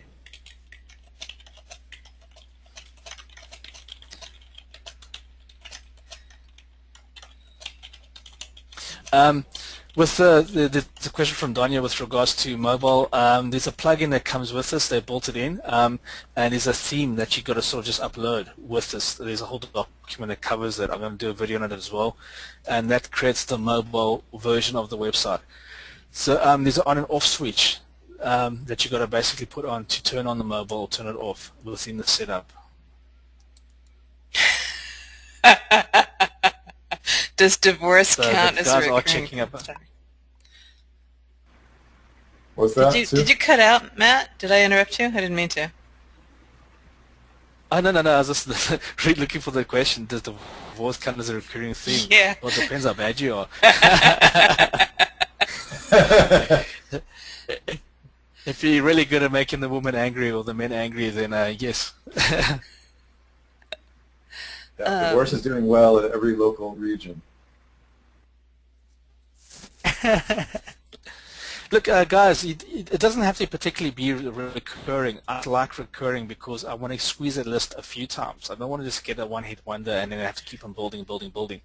So that's why I suggest looking for recurring type of services, because you can build a solid business about that. And once you build good relationships with the people that you're providing leads, you can start doing JVs with them where your commissions get bigger. So I always think of how can I do this, or number two, if you are settled in and you don't move around as much as I do, you can basically start your own business. You get your contractors in, they give you a set price, you put your price on top of it, the lead comes in, you get one of you guys to go do a quote on the job, and you put a 10 or 20% markup on it. This whole model is totally flexible. It's totally up to you. So for example, if you look at that list again, if you targeted the kitchen sinks niche just there, they got 3,616 searches a day with 64,000. I'm definitely going to look at that. That's just ridiculous. So you can put up you join up an affiliate thing that sells sinks or whatever, or you can do a deal with one of the local guys who do the sinks. Basically, when a guy wants to change his sink, he's probably refurnishing his whole kitchen, and you're looking at like a £5,000 deal happening there. Anything between 2,000 and 5,000 after the expenses. So that's the laborers buying all the stuff. You could get a nice, decent commission off that. So it's totally how you want to approach this whole market.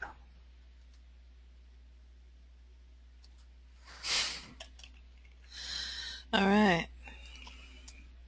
If I buy the plugin, can I pop the XML myself? So I'm going to do what? I'm going to services. Thanks. I think we're through all the questions. Excellent. All right. So so there'll be a whole bunch more stuff, obviously, that's coming in the next week in the members area, and we'll be in touch that way. And as far as webinars go, we'll see you guys in a couple of weeks. I expect you to be doing your research and to be building your website. Don't make me get the whips out. That's supposed to be a joke. So I want to give the Kevin.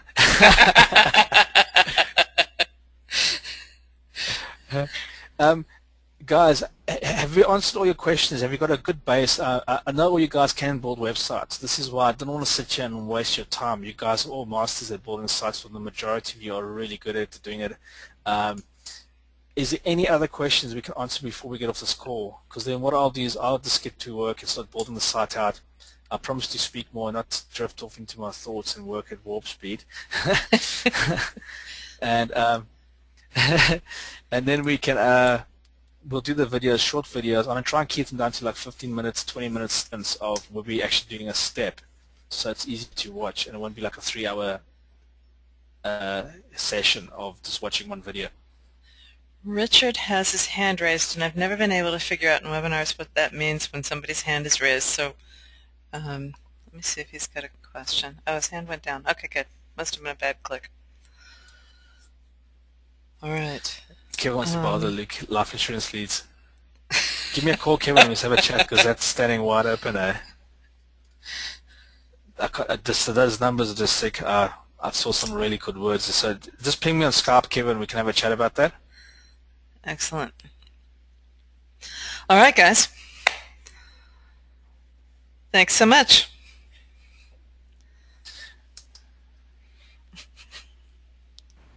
Is that it?